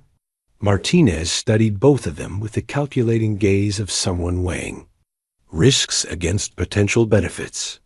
What exactly are you proposing? House fire, Everett said simply. Tragic accident that destroys the main building and kills everyone inside. Lila Morgan dies in the blaze, along with her dog and the man who tried to help them. Meanwhile, the real Lila starts over somewhere else with a new name and a legitimate background. And you? Lila asked quietly. What happens to you in this scenario? I disappear too. Everett Sloan dies in the fire, but someone else, someone with clean papers and no connection to Vincent Carrera, survives to start over. The kitchen fell, silent except for the ticking of the old clock on the wall and Scout's gentle breathing. Outside, the sun was setting behind the mountains, painting the sky in shades of gold and crimson that reminded Everett of the evening he'd first found Lila and Scout on his hearth. You'd give up everything, Lila said wonderingly. Your ranch, your business, your entire life. What life? For 10 years, I've been hiding here like a ghost haunting his own existence. Maybe it's time for both of us to stop running from the past and start building a future. Martinez shook her head slowly. Even if such a plan were feasible, and I'm not saying it is, it would require extensive federal resources and coordination with multiple agencies. The kind of operation that takes months to plan and execute properly. How long before Carrera's people realize he's been arrested and start looking for revenge? They already know. We had to leave some of his organization intact to avoid alerting the entire network. Word will be out within hours that their boss is in federal custody. The urgency of their situation was becoming clear. With Carrera arrested, but his organization still functional, the danger to Lila had actually increased rather than diminished. His lieutenants would be looking to tie up loose ends and eliminate potential witnesses. Then we don't have months, Everett said grimly. We have hours, maybe days before they come here in force. As if summoned by his words, Scout suddenly lifted his head and growled low in his throat. His attention was focused on the windows facing the front drive, his body tense with the alertness that had served them so well in detecting Carrera's arrival. But this time, instead of the rumble of multiple engines, they heard the distinctive whine of ATVs approaching through the forest vehicles that could navigate rough terrain and approach the ranch house without using the main driveway. They're already here, Lila whispered, her face going white. Martinez was already reaching for her radio, calling for backup that would take too long to arrive. The nearest law enforcement was 30 minutes away, and the federal agents who had arrested Carrera were already en route back to Billings with their prisoners. How many ATVs? Everett asked, moving to the window for a better view. Sounds like 4, maybe 5, Martinez replied, which means we're outnumbered and outgunned.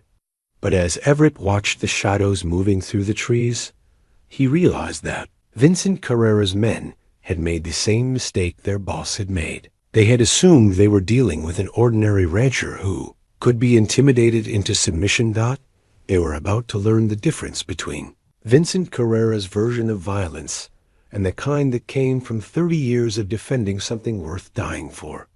Agent Martinez, he said quietly, I need you to take Lila and Scout upstairs and barricade yourselves in the master bedroom. There's a radio in the knitstand. Contact your backup and tell them to approach from the north pasture, not the main drive. What are you going to do? I'm going to remind these people that they're not the only ones who know how to fight.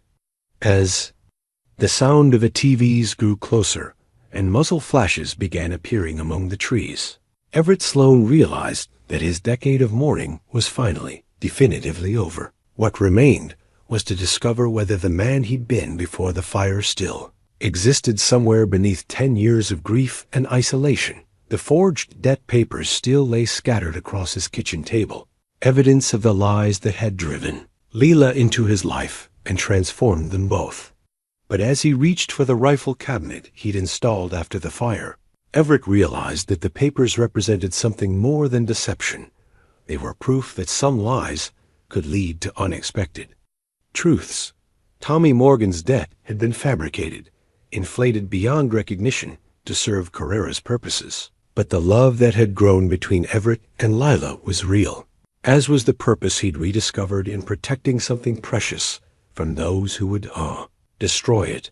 The sound of breaking glass from the front windows announced that their attackers had arrived, and Everett knew that the time for reflection was over. Whatever happened in the next few minutes would determine whether the new life he and Lila had begun to imagine together would survive its first real test. The antique Winchester rifle felt familiar in Everett's hands despite the years since he'd last needed it for anything more serious than putting down injured livestock. The weapon had belonged to his grandfather, passed down through 3 generations of Sloan men who had learned that sometimes the only way to protect what you loved was to be willing to fight for it. From upstairs came the sound of furniture being moved as Martinez followed his instructions, barricading herself, Lila, and Scout. In the master bedroom, the old house was solidly built, its log walls thick enough to stop small arms fire. But Everett knew their defensive advantages would only last as long as their attackers remained outside. The ATV engines had gone silent, which meant Carrera's men were now positioned around the house and preparing for their assault. Through the kitchen window, Everett caught glimpses of movement among the outbuildings, dark shapes that flitted between the barn and the equipment shed with the practiced.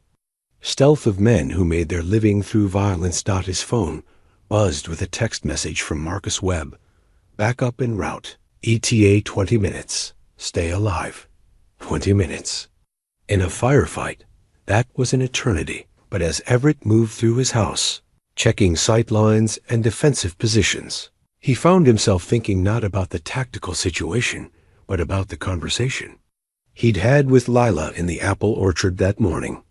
Her observation that plants wanted to thrive, that they just needed someone to remove what was preventing them from reaching their potential. For 10 years, grief had been the thing preventing him from thriving, choking off his connections to other people like weeds around the base of a tree. But helping Lila and Scout had begun the process of cutting away those restraints, allowing something new to grow in soil that had been left fallow too long. A crash from the front porch announced that the assault was beginning. Everett positioned himself behind the heavy oak dining table that Sarah had inherited from her grandmother, using its solid mass as cover while maintaining a clear field of fire toward the main entrance. The front door exploded inward under the impact of a battering ram, and the first attacker rushed through the opening with the confident aggression of someone who expected minimal resistance. He was young, probably not much older than Everett's sons would have been, and his expensive tactical gear suggested that Carrera paid his enforcers well.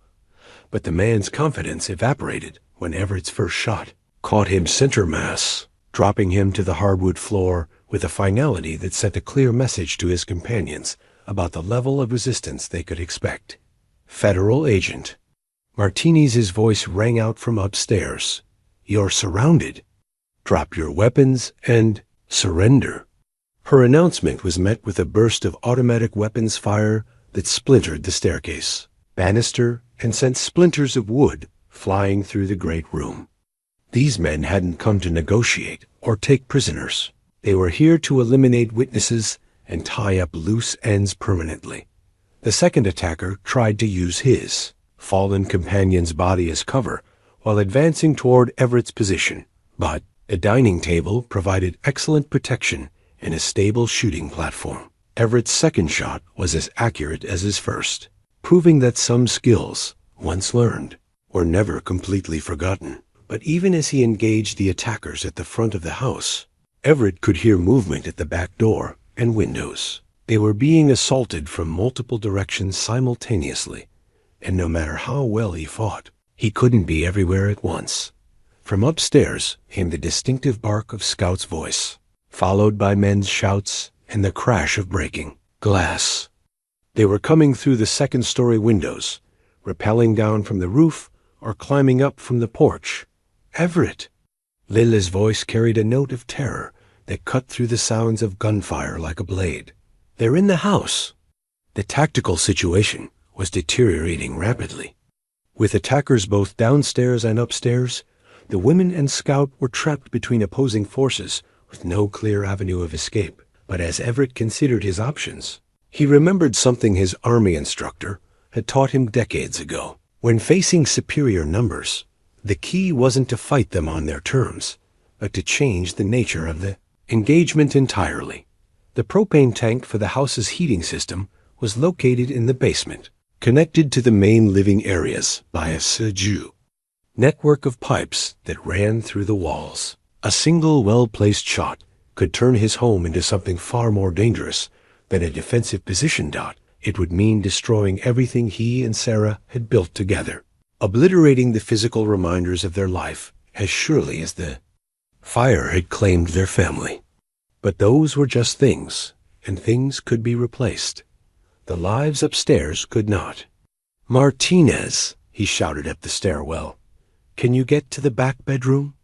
Negative. They've got the hallway covered. Then get ready to jump. Before she could ask what he meant, Everett was moving toward the basement stairs, his rifle ready for whatever resistance he might encounter.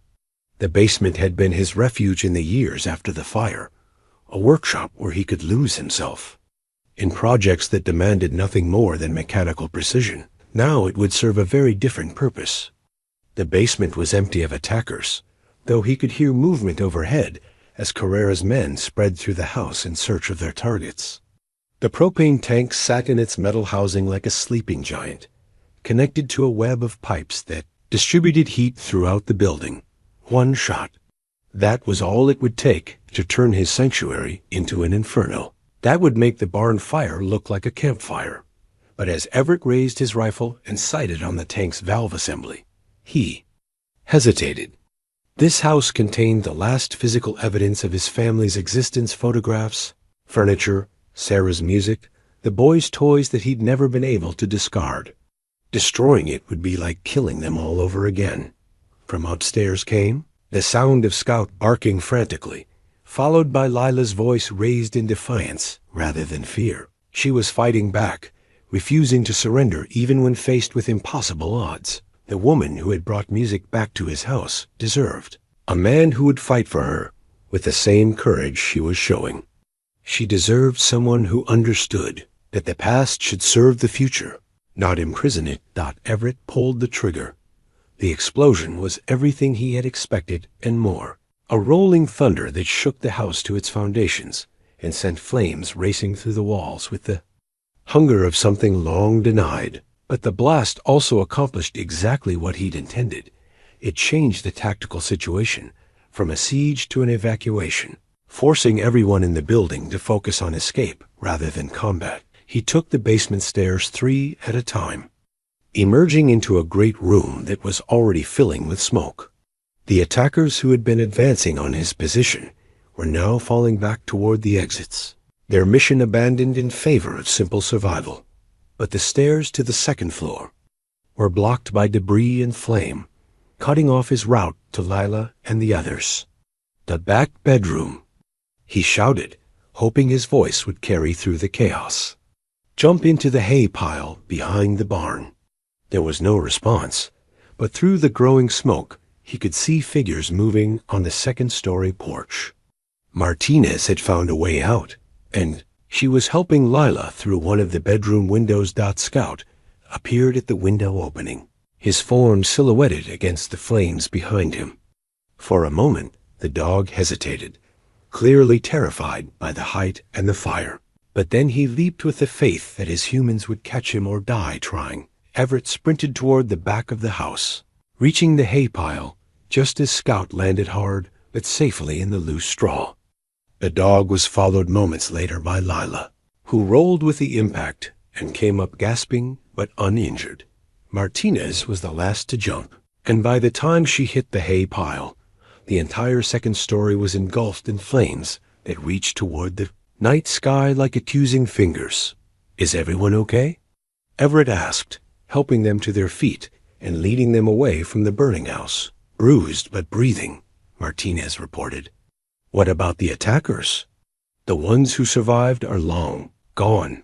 Nobody sticks around to fight a house fire." They reached the relative safety of the equipment shed and turned to watch Everett's home being consumed by flames. They were eerily reminiscent of the barn fire that had claimed his family. But this time, the fire was his choice, his weapon, his way of protecting what mattered most. "I'm sorry," Lila said quietly, her hand finding his in the darkness. "I know what this house meant to you." "It was the past," Everett replied, surprised by how much peace he felt watching it burn. "Maybe it's time to start thinking about the future." The sound of approaching helicopters announced that federal backup was finally arriving. Searchlights cutting through the smoke to illuminate the scene of destruction. But even as law enforcement moved to secure the area and hunt for the remaining attackers, Everett found himself thinking about apple trees and second chances.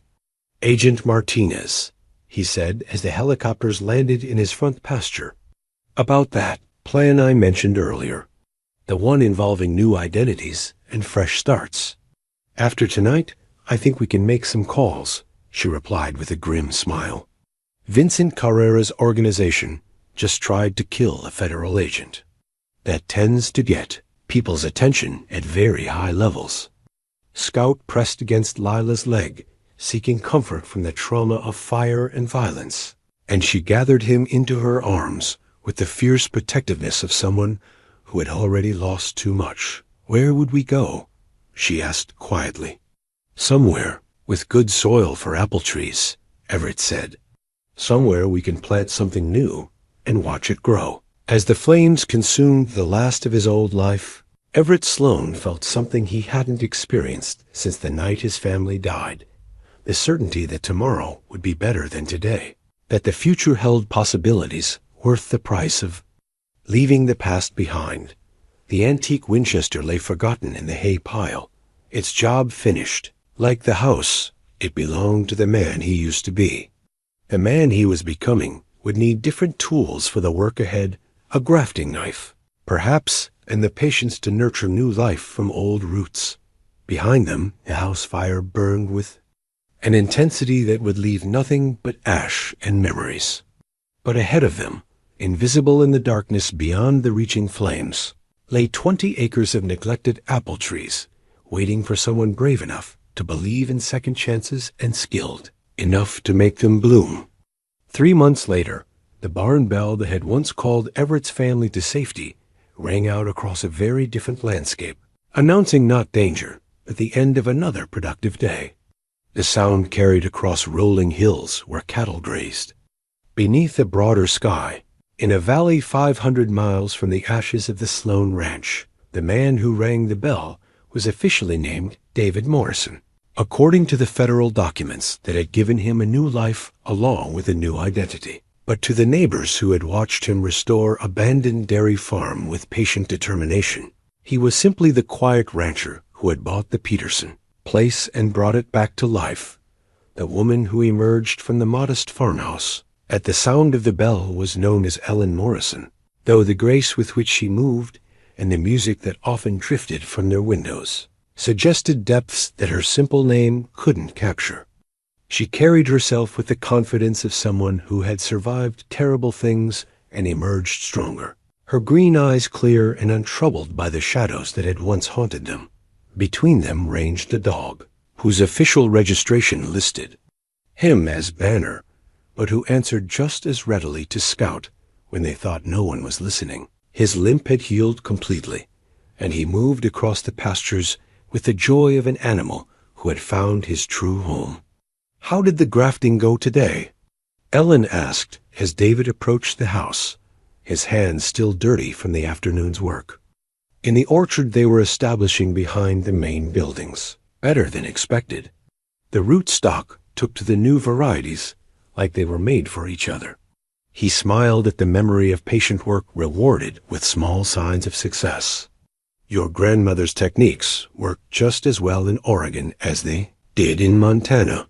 They had chosen this place carefully, with input from federal agents who understood the delicate balance between hiding and living. The climate was similar enough to Montana to support the apple varieties they wanted to grow, but the culture was different enough to help them blend in among the independent-minded farmers who valued privacy and asked few questions about their neighbors' pasts. "Agent Martinez called while you were working," Ellen said as they walked toward the house together. "The trial ended yesterday. Guilty verdicts on all counts." David stopped walking, feeling a weight lift from his shoulders that he'd carried for so long he'd forgotten it was there. Vincent Carrera and his organization had finally faced justice, which meant the threat that had driven them from their old lives was finished forever. 25 to life for Carrera himself, Ellen continued. His lieutenants got 10 to 15 years each. The judge said it was one of the most comprehensive criminal enterprises he'd ever seen dismantled. What about the evidence from Tommy's safety deposit box? Crucial to the prosecution. Martinez said without those records, half of Carrera's network would have walked free. She looked across their land with satisfaction. Tommy finally did something right, even if it took dying to accomplish it. They had retrieved the hidden evidence 3 days after the house fire, driving to Great Falls in a borrowed car, while federal agents maintained the fiction that David Morrison and Ellen Morrison had perished in the flames, along with Lila Morgan and Everett Sloane. The safety deposit box had contained everything Agent Martinez had promised, and more detailed records of criminal activities spanning 5 years and 3 states. But it had also contained something else, a letter from Tommy to Lila, written in the weeks before his death, explaining not just what he'd discovered about Carrera's operations, but why he'd documented everything so carefully. "I know I can never undo the damage my weakness caused," he had written. "But maybe I can leave you something valuable enough to buy your freedom. These records are my apology and my final gift to you. Use them to build the life we should have had together." It was, Ellen reflected, the most thoughtful thing her husband had ever done, even if she'd had to become someone else to benefit from it. "There's something else," she said as they reached the porch. "Martinez wants to visit next month. Official business, she says, but I think she's curious about how we're doing. She's welcome, but she have to call me David." They had lived with their new identities for long enough now that the names felt natural, though they still occasionally caught themselves starting to use their real ones in unguarded moments. The Federal Witness Protection Program had been thorough in creating their new backgrounds, birth certificates, social security numbers, employment histories that would withstand casual scrutiny. But the most important protection came from their own careful attention to detail.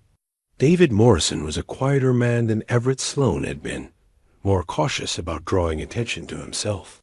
Ellen Morrison was more outgoing than Lila Morgan had ever been, confident in ways that came from knowing she would never again have to run from dangerous men in the middle of the night. "How are the new cabs doing?"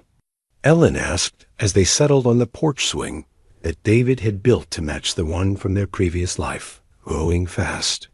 The Peterson genetics are better than I expected, and the grazing here is some of the richest I've ever seen." He gestured toward the pastures, where black shapes moved slowly through grass that was still green despite the approaching autumn. "We'll have a good herd to sell next spring." They had started small, buying a modest ranch with money that officially came from David Morrison's inheritance from a fictional uncle. In reality, the funds represented a fraction of the assets that had been seized from Vincent Carrera's organization and quietly redirected to compensate his victims. But the work was familiar and satisfying, a continuation of skills that both had learned in their previous lives. David's knowledge of cattle breeding translated perfectly to his new circumstances, while Ellen's understanding of sustainable farming practices had helped them develop an operation that was both profitable and environmentally responsible. "Mrs. Henderson stopped by while you were in the South pasture," Ellen said. "She wanted to invite us to the Harvest Festival next weekend. Said it wouldn't be the same without our apple cider." Their nearest neighbor was a widow in her 70s, who had made them feel welcome from the day they'd arrived. Like many of the older farmers in the valley, she had an intuitive understanding that some people came to the country seeking peace rather than profit, and she respected their privacy while offering friendship. "Did you tell her yes?" "I told her. We'd think about it, but I'd like to go, if you're comfortable with it." Community events still made David nervous, though he recognized that complete isolation would eventually draw more attention than careful participation. They had attended church services and county meetings, always together, always watchful, gradually building the network of casual relationships that marked them as legitimate residents rather than temporary visitors. "We'll go," he decided. "It's time." They sat in comfortable silence as evening settled over their valley, watching the last light fade behind hills that rolled away toward a horizon unmarked by the mountains that had dominated their previous lives. The landscape was gentler here, more forgiving, suited to people who had learned the value of quiet contentment. Scout appeared from wherever he'd been exploring, his tail wagging as he settled at their feet with the satisfaction of a dog who had spent the day doing important work. He had adapted to their new life with the resilience that came naturally to animals, though David sometimes caught him staring at the road that led to their farm, as if remembering other places and other dangers. Do you ever miss it? Ellen asked quietly. The old life, before everything went wrong? David considered the question seriously, as he always did when she asked about the past. There were things he missed, the familiar contours of Montana's mountains, the history embedded in buildings his family had constructed with their own hands, the sense of continuity that came from living where multiple generations had worked, the same land. But there were other things he didn't miss at all. The isolation that had become a prison rather than a sanctuary.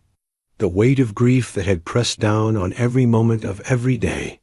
The gradual deadening of hope that had made him believe his best years were behind him rather than ahead.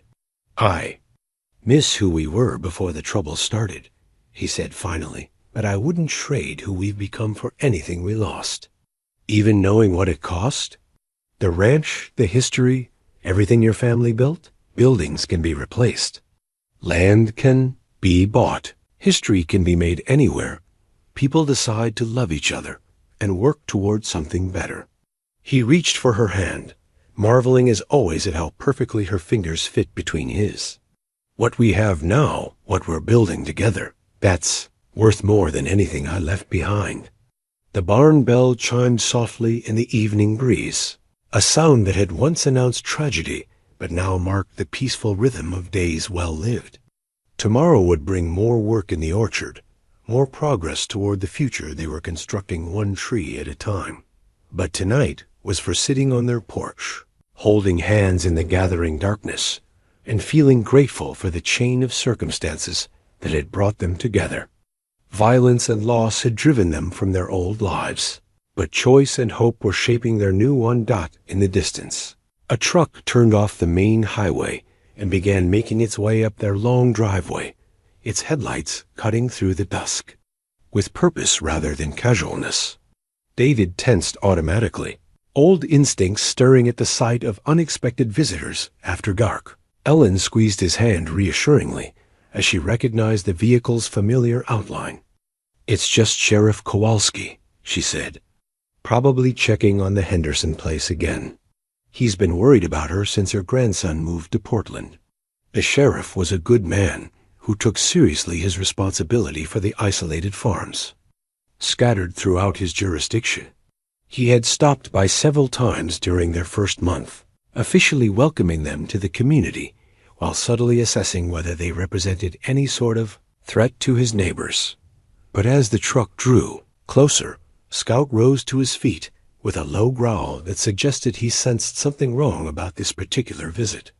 The dog's instincts had saved them before, and David had learned to trust the animal's judgment about potential dangers. "Maybe we should go inside," he suggested quietly. But even as they stood to retreat into the house, the truck's headlights swept across their yard, and David saw something that made his blood run cold. The vehicle was the right size and color, but the license plate was wrong, and there were too many people silhouetted in the cab for a routine patrol. Vincent Carrera was in prison, his organization dismantled, his threat eliminated. But criminal enterprises had a way of regenerating like weeds, sending up new shoots even after the main structure had been cut down. "Inside," David said urgently. "Now." But as they hurried toward the door with Scout at their heels, David realized that their peaceful interlude was over. Someone had found David Morrison and Ellen Morrison, which meant their carefully constructed new lives were about to face the same test that had destroyed their old ones. The only question was whether they had learned enough from their previous experiences to survive what was coming next. The apple tree sapling that David had planted just that morning stood barely 3 feet tall in the corner of their new orchard, its tender branches vulnerable to any harsh wind that might blow through the valley. But its roots, grafted onto hardy mountain stock, ran deep into soil that would nourish it through whatever storms lay ahead. As the suspicious truck drew closer to their farmhouse, David found himself thinking about that sapling and what it represented new life carefully, grafted onto proven foundations, something beautiful and productive, growing from the careful combination of different strengths. "Get the emergency bag," he told Ellen as they reached the safety of their kitchen.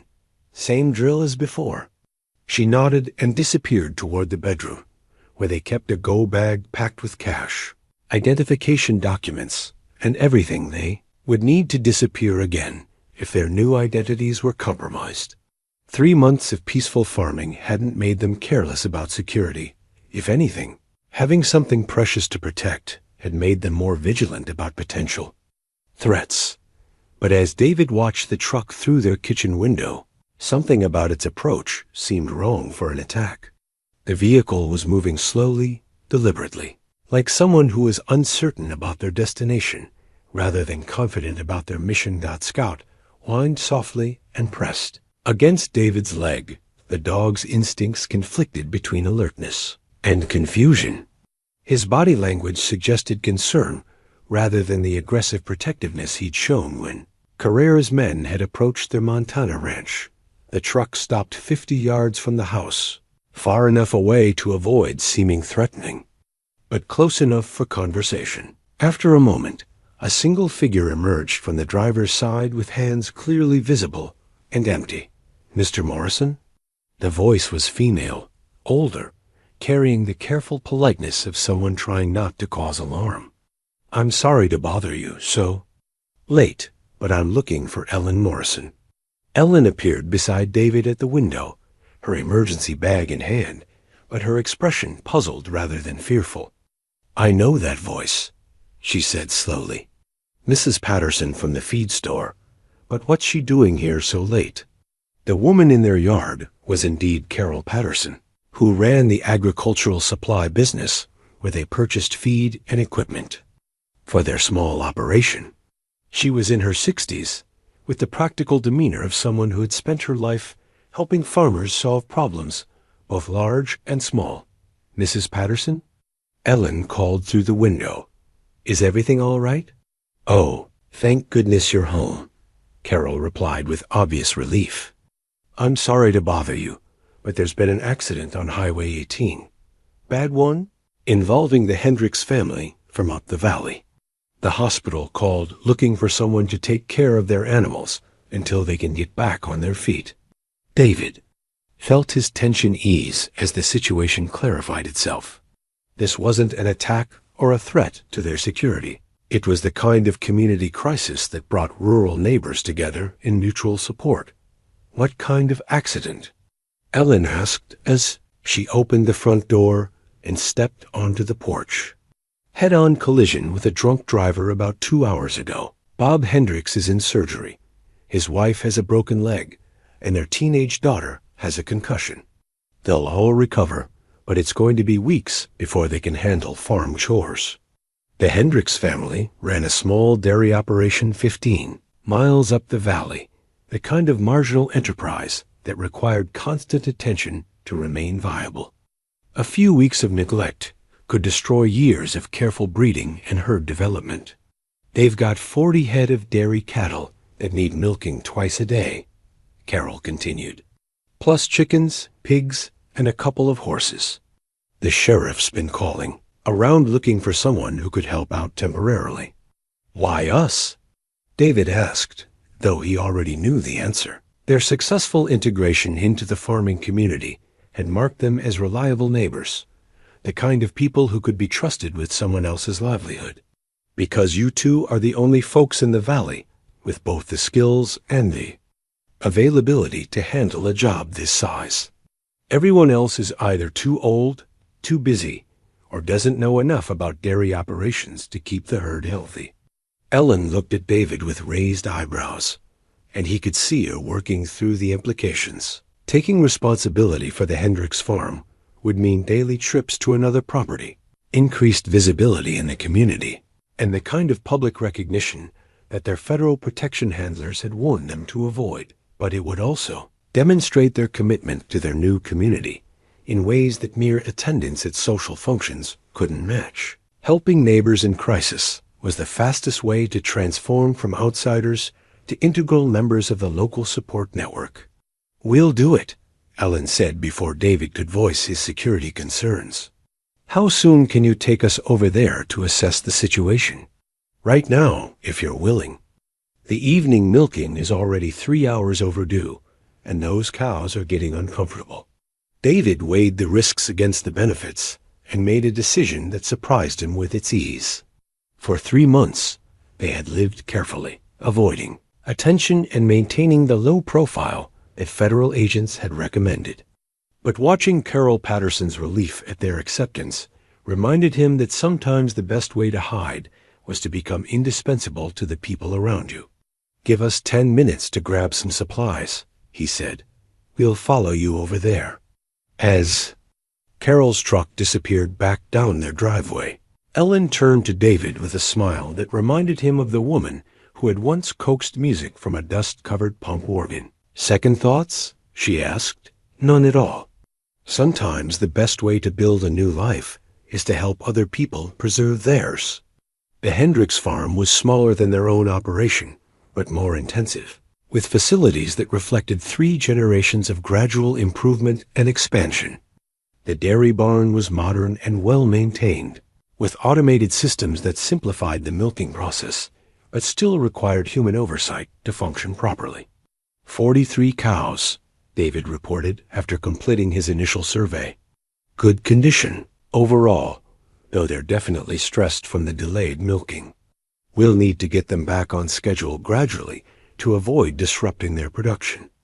Ellen was examining the chicken coops and pig pens, noting feed supplies and water systems with the practiced eye of someone who understood that animals depended entirely on human reliability for their welfare. "Everything's well organized," she called from across the farmyard. "Clear labeling, good record keeping, enough feed for about 2 weeks if we're careful. The Hendricks know what they're doing." They worked through the night, learning the rhythms and requirements of someone else's operation, while the animals gradually adjusted to their unfamiliar caretakers. Scout proved invaluable, his herding instincts helping to move cattle, and his gentle presence calming livestock that were already stressed by the disruption to their routine. By dawn, they had completed the morning milking and established a temporary schedule that would maintain the herd's health and productivity until the family could return. But more importantly, they had crossed a threshold in their new lives, moving from careful observers to active participants in their community's welfare. "The sheriff wants to talk to you," Carl Patterson said when she returned to check on their progress. "Nothing official, just wanted to thank you personally for stepping up when everyone else was already stretched thin." Sheriff Mike Kowalski was younger than David had expected, probably in his early 40s, with the steady demeanor of someone who took his responsibilities seriously without taking himself too seriously. He found them finishing the morning chores, their clothes dirty, and their faces tired but satisfied. "I hear you folks saved the day," he said without preamble. "Bob Hendricks has been worried sick about his herd, even with everything else going on. Knowing his animals are in good hands is the only thing that's letting him focus on getting better. Just neighbors helping neighbors," Ellen replied with a kind of modest deflection that made people trust her instinctively. "Well, this neighbor appreciates it more than you know. We don't get a lot of folks willing to take on this kind of responsibility, especially people who are still establishing their own operations." The sheriff's gratitude was genuine, but David could also sense evaluation behind his words. Law enforcement officers developed instincts about people that went beyond simple background checks, and Kowalski was clearly trying to get a better read on the newcomers who had so readily volunteered for a difficult task. "How long have you been farming?" the sheriff asked conversationally. "All our lives, one way or another," David replied truthfully. "Cattle mostly, though Ellen's got more experience with mixed operations than I do. Where did you farm before coming here?" The question was casual, but David recognized it as the kind of probe that could lead to complications if not handled carefully. Their cover story would withstand official scrutiny, but detailed conversation with an experienced law enforcement officer required a delicate balance between honesty and misdirection. "Montana, mostly," Ellen said, stepping into the conversation with practiced ease. "Lost our place in a fire last year. Insurance covered the debts, but starting over at our age seemed like too much work." Then we heard about the Peterson place being available and decided Oregon might be a good place for a fresh start. It was the truth, carefully edited to remove the elements that would raise questions about Vincent Carrera and federal witness protection. The sheriff nodded with understanding. Rural communities were full of people who had been forced by circumstances to start over somewhere new. "Fire's a hell of a thing," he said sympathetically. "Lost everything, did you?" "Everything that mattered at the time," David replied. "But we've learned that sometimes losing what you think you can't live without makes room for things that matter more."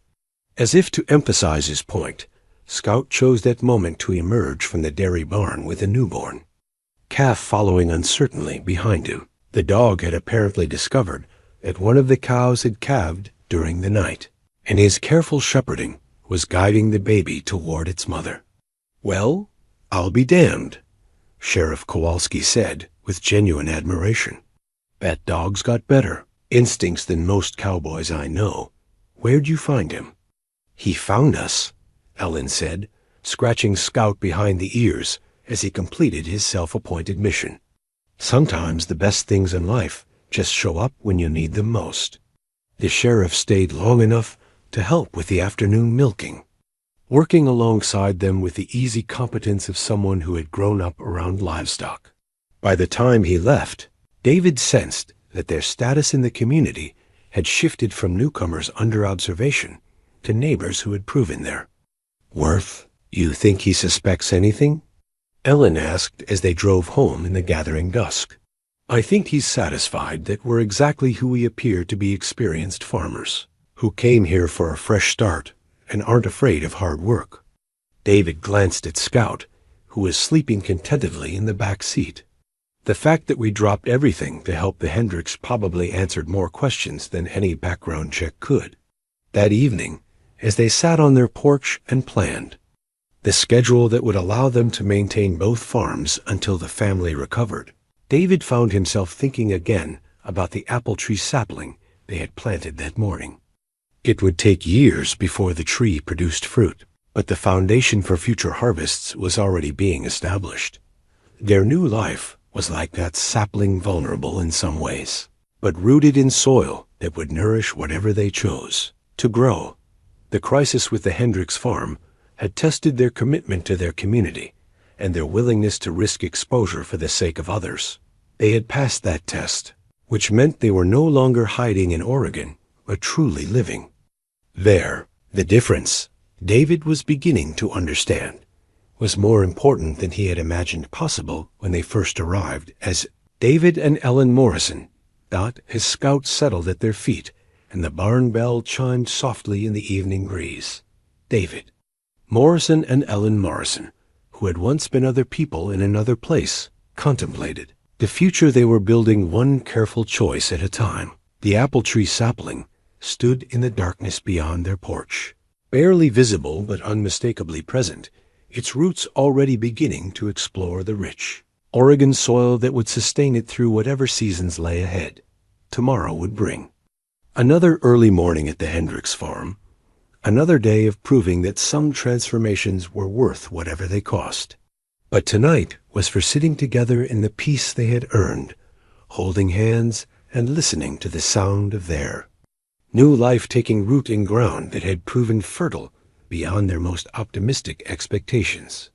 5 years had passed since the night that David and Ellen Morrison had helped save the Hendricks dairy farm, and the apple orchard behind their house now bore fruit that was the pride of the county farmers market. The trees that had started as vulnerable saplings grafted onto hardy root stock had grown into a productive grove that supplied both fresh fruit and the cider the cheese had become their signature contribution to community events.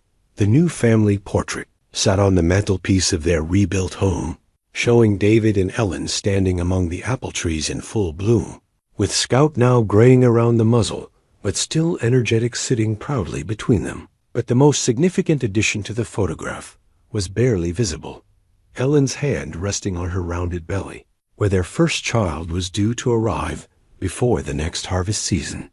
"Dr. Martinez is here," Ellen called from the kitchen. using the name their old FBI contact had adopted since leaving federal service to join a victims advocacy organization.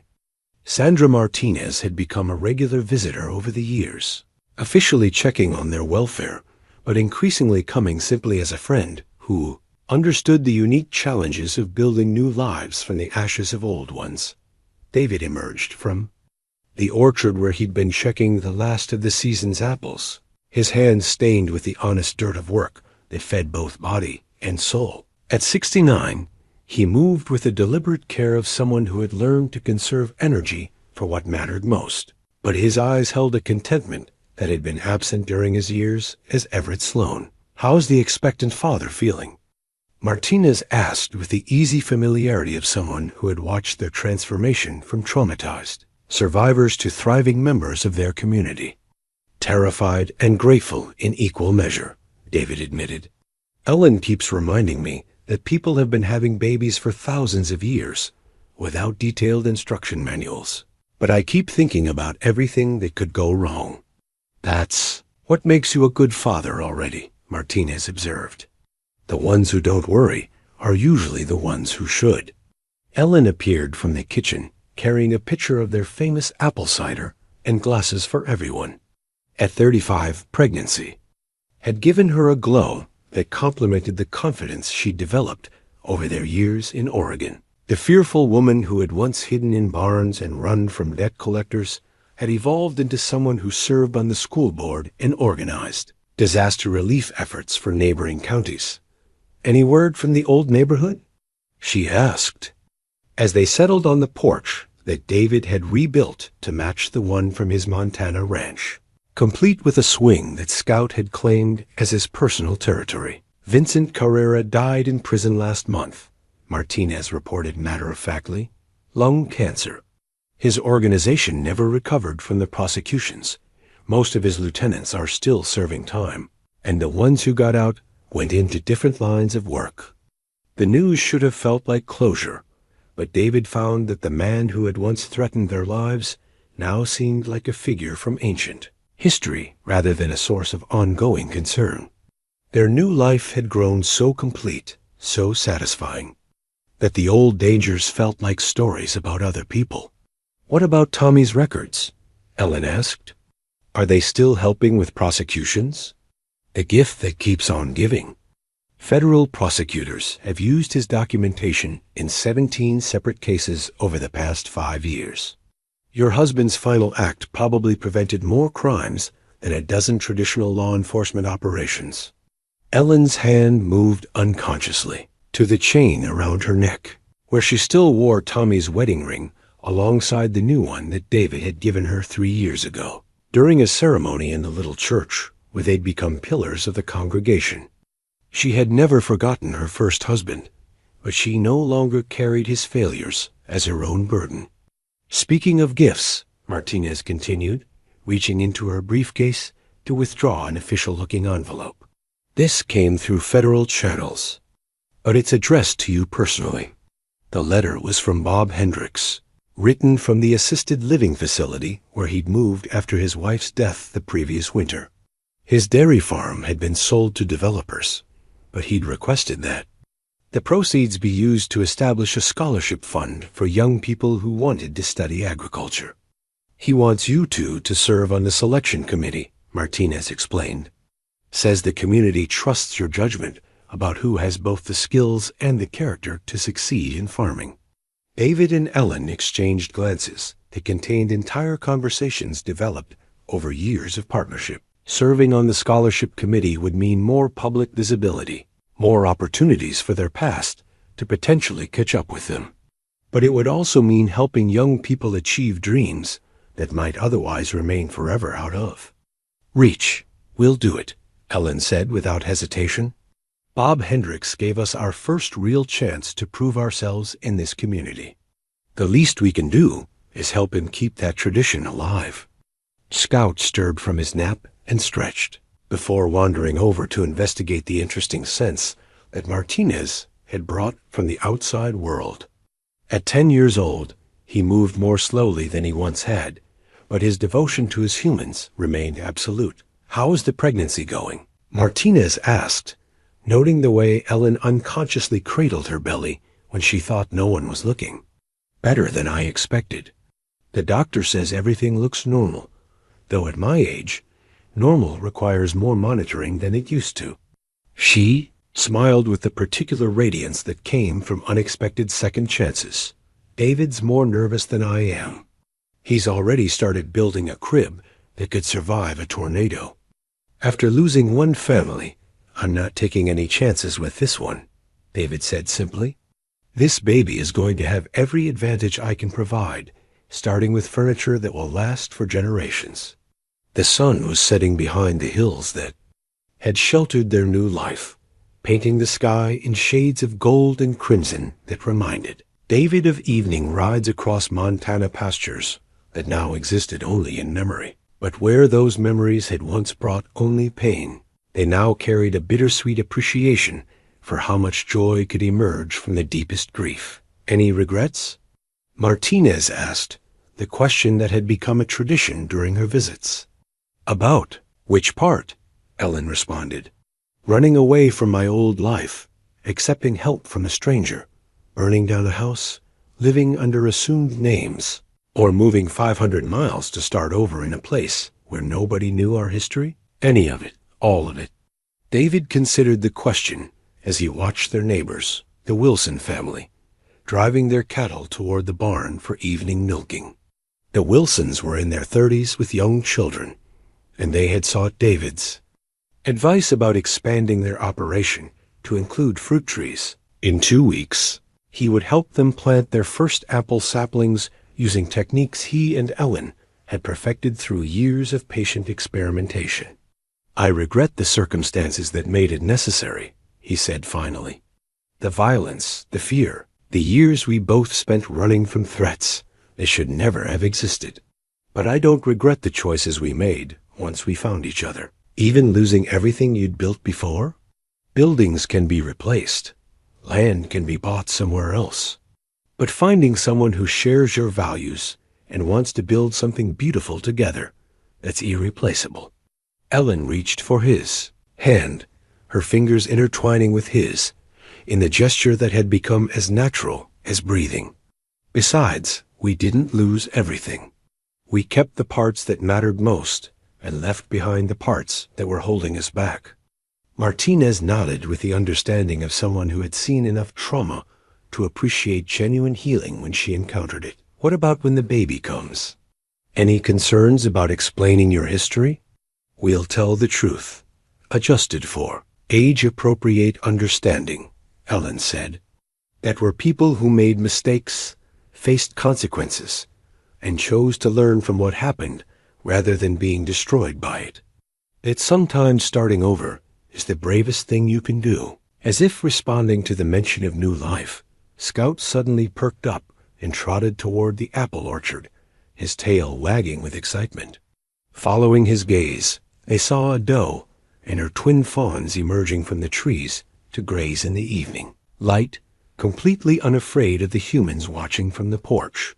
They come every evening, David explained to Martinez. Scout figured out months ago that they're not a threat, so now he just enjoys watching them. Sometimes I think he sees them as part of his responsibility, more lives to keep safe on his territory. The deer grazed peacefully among the apple trees, their presence a daily reminder that the orchard they'd planted was becoming part of the natural ecosystem rather than an intrusion upon it. Like their new identities, the trees had put down roots, so deep and spread so wide that they were now indistinguishable from the landscape that surrounded them. Any final thoughts for my report? Martinez asked as she prepared to leave. Her official visits were less frequent now, but she still filed periodic assessments about the success of their relocation and integration. Tell them it worked, Ellen said simply. Tell them that sometimes the best way to hide people isn't to make them invisible, but to help them become so valuable to their community that everyone wants to protect them. And tell them, David added, that the program's real success isn't measured by how well people disappear, but by how completely they're able to reappear as the people they were meant to be all along. After Martinez left, David and Ellen remained on the porch as stars began appearing in the darkening sky.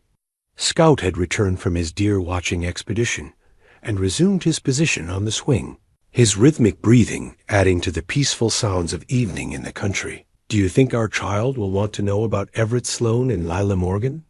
Ellen asked quietly. "Someday, probably. Children have a way of sensing when their parents are keeping important secrets." David considered the question seriously. "But by then, hopefully, those people will feel like characters in a story rather than identities we're hiding from. A story with a happy ending, the happiest ending I can imagine." Ellen's hand moved to her belly, where their child was growing, strong in the safety and love they'd built together. In 7 months, there would be 3 of them sitting on this porch, watching the deer graze among apple trees that bore fruit because 2 people had decided that some chances were worth taking, regardless of the risks involved. The barn bell chimed softly in the evening breeze, marking the end of another day in lives that had been grafted together from the broken pieces of what came before. But like the apple trees that now fed their community, what they'd created was stronger and more productive than either of them could have achieved alone. Tomorrow would bring more work in the orchard, more participation in community events, more careful tending of the new life growing both inside Ellen and around their farm. But tonight was for holding hands on their porch, listening to Scout's contented snoring, and feeling grateful for the chain of events that had brought them together. The photograph on their mantelpiece captured a moment of perfect happiness.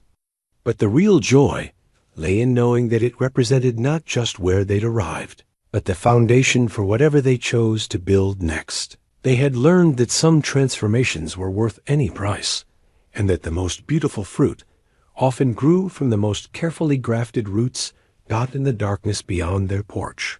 The apple trees stood ready for whatever seasons lay ahead, their branches reaching toward stars that shone down on a family that had proven it was possible to start over, no matter how broken things seemed at the beginning. And Scout, their faithful guardian and witness to every stage of their journey, dreamed dog dreams that probably included endless fields of grass, herds of gentle cattle, and the certainty that his humans would always be there when he woke up.